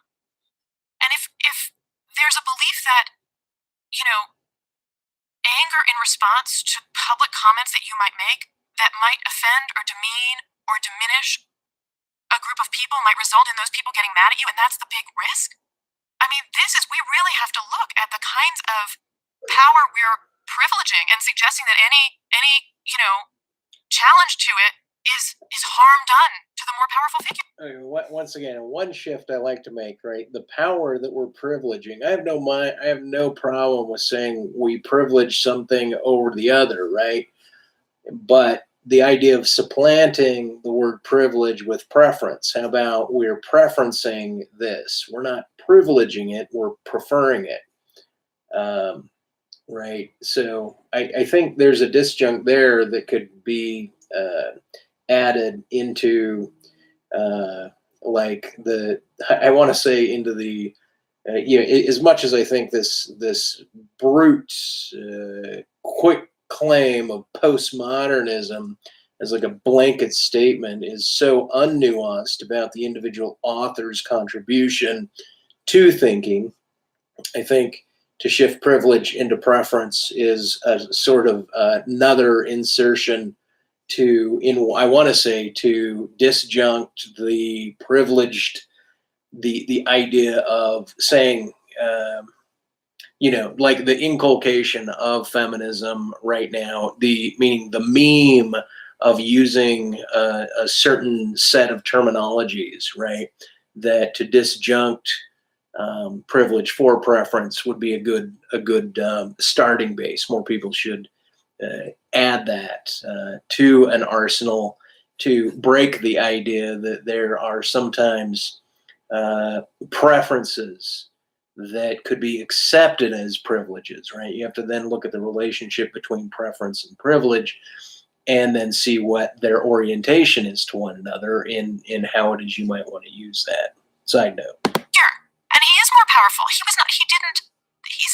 fine. Well, he's fine. But did you see Norm Macdonald's penitential tour in response to some of the dumb things he said? I mean, like... No, I did not, actually. Oh, okay. The point I'm making is that there's almost no one who is powerful enough. Again, this is only taking place on the left. On the right, you can actually be somebody who's molesting or guilty of repeated statutory rape, and you could be, running for office and have, mobs defending your good name. There's just a massive asymmetry here. But on the left, there's no one who is powerful enough who can reliably survive striking the wrong note on some of these topics if it catches the attention of the mob. What does survive mean? You can just never work again, right? Now that may matter to you, or may not. But I don't. Louis C.K. is working again, and people are objecting to it. Sort of. He's working again. John Hockenberry, John Gomeshi, who's accused of hitting women. These men have been given big platforms. And some of them people have shouldn't. been objected to those platforms. If you're convicted of hitting women, I'm not sure quite. The notion that they're forever, do I think Charlie Rose should work again in any position of power? No, I don't. But he still is trying to make a comeback. Wait for it. Wait a minute. We got to just be clear, and now we're going to end here because I know you're coming to the end of your studio time. But we got to make a distinction between the people who are talking about this current moment, however ineptly, and then the people who are actually victimizing women, right? So Matt Damon is in the first category. And his career isn't over, which is my point about Matt Damon. Yes, his career is not over. Yes, we agree about that. Right, but that's what you said. Your career can be ended by this. It can be. But it wasn't in the case of Matt Damon. There's no question that there are people whose shows were a hair's breadth from being canceled, but for the fact that they produced some profuse and, I would argue, abject and ultimately dishonest apology to placate the mob. I mean, that is happening more and more. I mean, it's just... Man, the use of the word mob. The mob was people who were voicing their objections. Yeah. I mean, I don't know what instances you're thinking of where the hair's breadth show or whatever.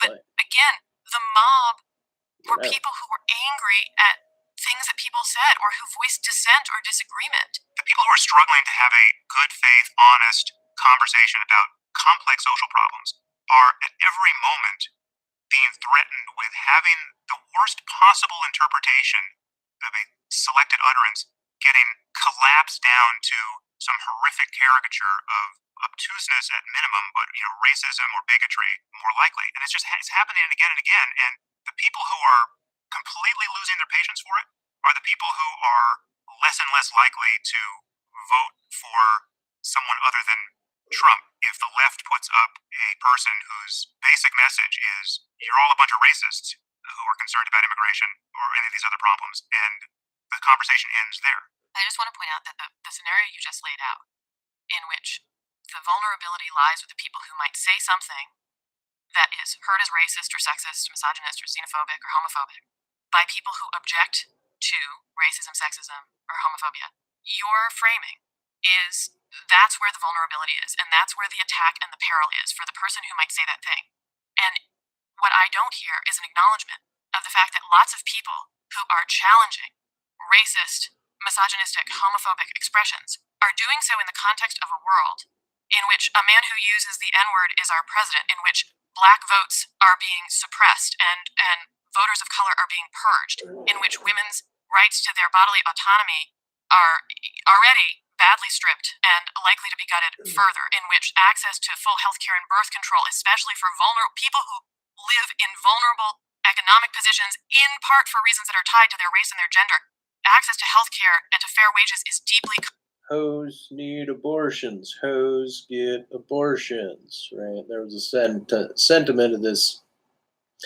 I guess she was an ex-prostitute or a current prostitute, and she was arguing, like, hey, if you're a street walking and your only means of survival is prostitution, you legally get abortions, right? Because you're subjecting yourself from the most guttural aspect of humanity in the West, that you deserve that right. I was just going to throw that out there because I thought I agree with that. I mean, there's a lot of issues about pro-choice that I might like. Yeah, well, I'm still generally I go for pro-choice. Like, hey, this is an organism within your body, right? And this one guy said, "Oh, I believe in pro-choice. I just believe the choice should have been before you had sex," right? And anyways, but I'm just throwing that out as a sideline commentary. But back to these guys. Compromised, in which there is a neo-Nazi march in Charlottesville that the President of the United States refuses to condemn, that the President wants to take away the acknowledgement of transgender identity, that many of the people who are objecting to racism and misogyny on the part of, television executives or refusing to condemn, that's interesting. I don't know. Like, if it's allowed legally, you would hope that the president has taken on a moral frame also, but the idea that he should condemn anything or do commentary beyond mere policy, even the idea of presidents going out to flooded hurricane victim things or going to the shootings or something, that's all public relations. It's a virtue of political signaling. And if he didn't get, like, he damned if he does and damned if he doesn't, right? But the idea of should condemn something that historically the states allow that process to happen. Nazi marches, KKK marches, so forth. So there is that degree in Trump that it's nostalgic. I'm sure when Trump was younger, he heard and saw stories of all sorts of things having to do with the way the country dealt with its freedom apparatus, and I think it's that he wants to maintain. So, but at the same time, I would be weirded, if there was a certain act, maybe a murder or rape or something that happened close to home, close to me, close to my family, something like that, right? And certain people in my family didn't respond in accordance to me. I would think that to be an interesting family conflict. Podcast hosts are doing so in part because they understand how those attitudes undergird policy that determines whether they live or die or incarcerated or are free, whether they actually go to jail, whether they are killed by the police, whether they are allowed to, control their own reproduction and their own lives. The one other thing I want to point out is you said this has never happened to anyone on the left. No one on the left ever gets through. And yet, at the start of this conversation, you pointed out to me that the fact that Bill Clinton did essentially sail through was a big problem.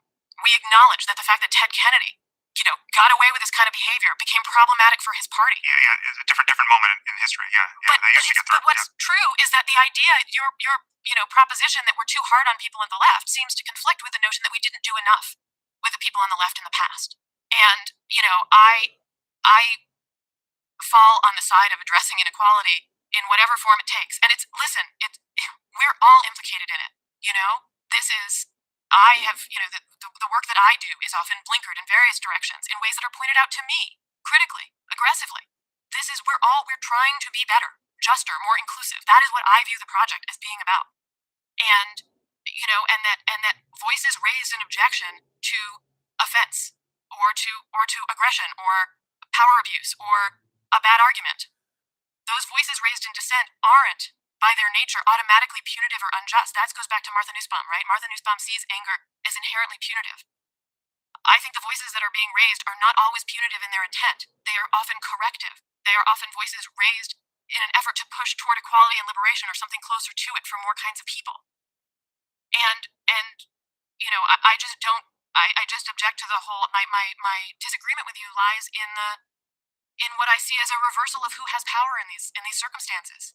And I don't think that the people whose main power is writing a tweet are the punitive or aggressive or destructive forces in a world where the power held by, you know, the movie stars and the politicians has the power to shape the culture in which all of us tweeters live and shape our life circumstances and our opportunities and the economic provisions on which we and our families rely and our rights and our abilities to defend ourselves or to get fair trials. I just don't think that those are comparable degrees of power. Honestly, I agree with much more in that last battery than you would expect or realize, and it's sort of a failure of communication on my part to leave you thinking that I don't agree with most of that or virtually all of that. The fear is that these problems are becoming harder to talk about rather than easier to talk about, given how much the temperature has turned up. And my goal here is to figure a path forward so that we can talk about really the most important things in our society and not give any energy to the Trumpian side, now to speak in narrow political terms, that it can just use all of the asymmetries and disadvantages against reasonable people who are trying to create a society with true equality and true intellectual honesty and fact-based discussion and all the rest. And I think getting toward a society with real equality and real intellectual interrogation of our history and our future, I don't think there's any way to get there without making the conversation harder, not easier, because these things are really hard.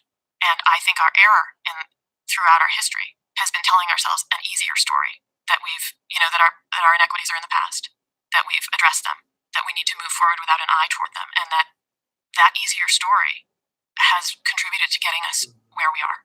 And I think that moving forward. It's so weird because the idea of, okay, you, without keeping an eye towards them, I agree, have an eye towards them, but should that eye be predominant? Meaning, if we are to move to something of a multicultural, like Star Trek-esque, perhaps, I don't know, and I don't even mean Star Trek in the stratification of the, you know, who's the commander and who's the other one, but more of this egalitarian, mixed, all appreciative of at least one or a coupled rule systems, kind of a general overarching awareness and agreement about what the basis of things are, where people move within their differences. I mean, we're already kind of doing that. Like, the boat is still floating. We haven't crashed and burned as of yet, so to speak. So I don't know. The commentary gets thicker and thicker, definitely, as you listen on to these things. But I was just really impressed to listen to her as a speaker, because, like the other lady there, I was wondering when there was going to be well-put articulation on these matters that would just kind of show up to me eventually, right? Because I have in the past tried to search certain things out, and nothing came about without trying to go through papers now, or written articles.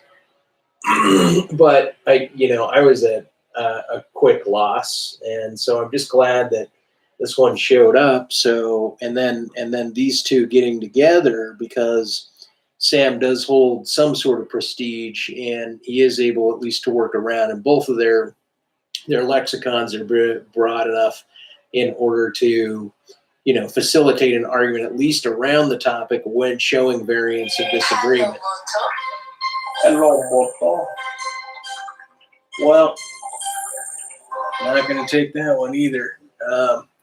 Even though it is high time I hop off. Okay, we only have a couple minutes left. The difficulty is, if we want to do it right, I don't think there's any way to do it without it being hard. Well, we will leave it there. It's certainly hard at the moment, but I really appreciate appreciate your willingness to come on the show and get into the weeds with me. And it's been a thrill to talk to you. And I really enjoyed your book, and I hope people go out and buy it because you are giving voice to an anger and impatience that many people, women and men, rightly feel.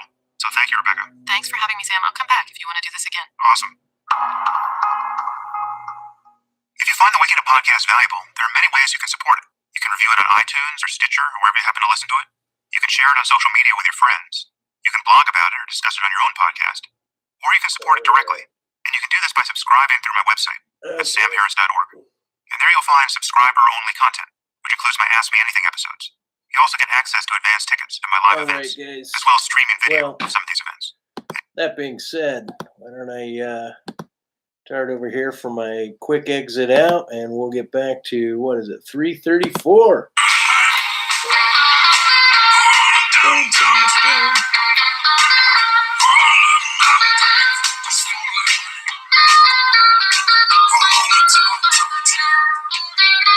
Down, supporting it down. Oh, going back up.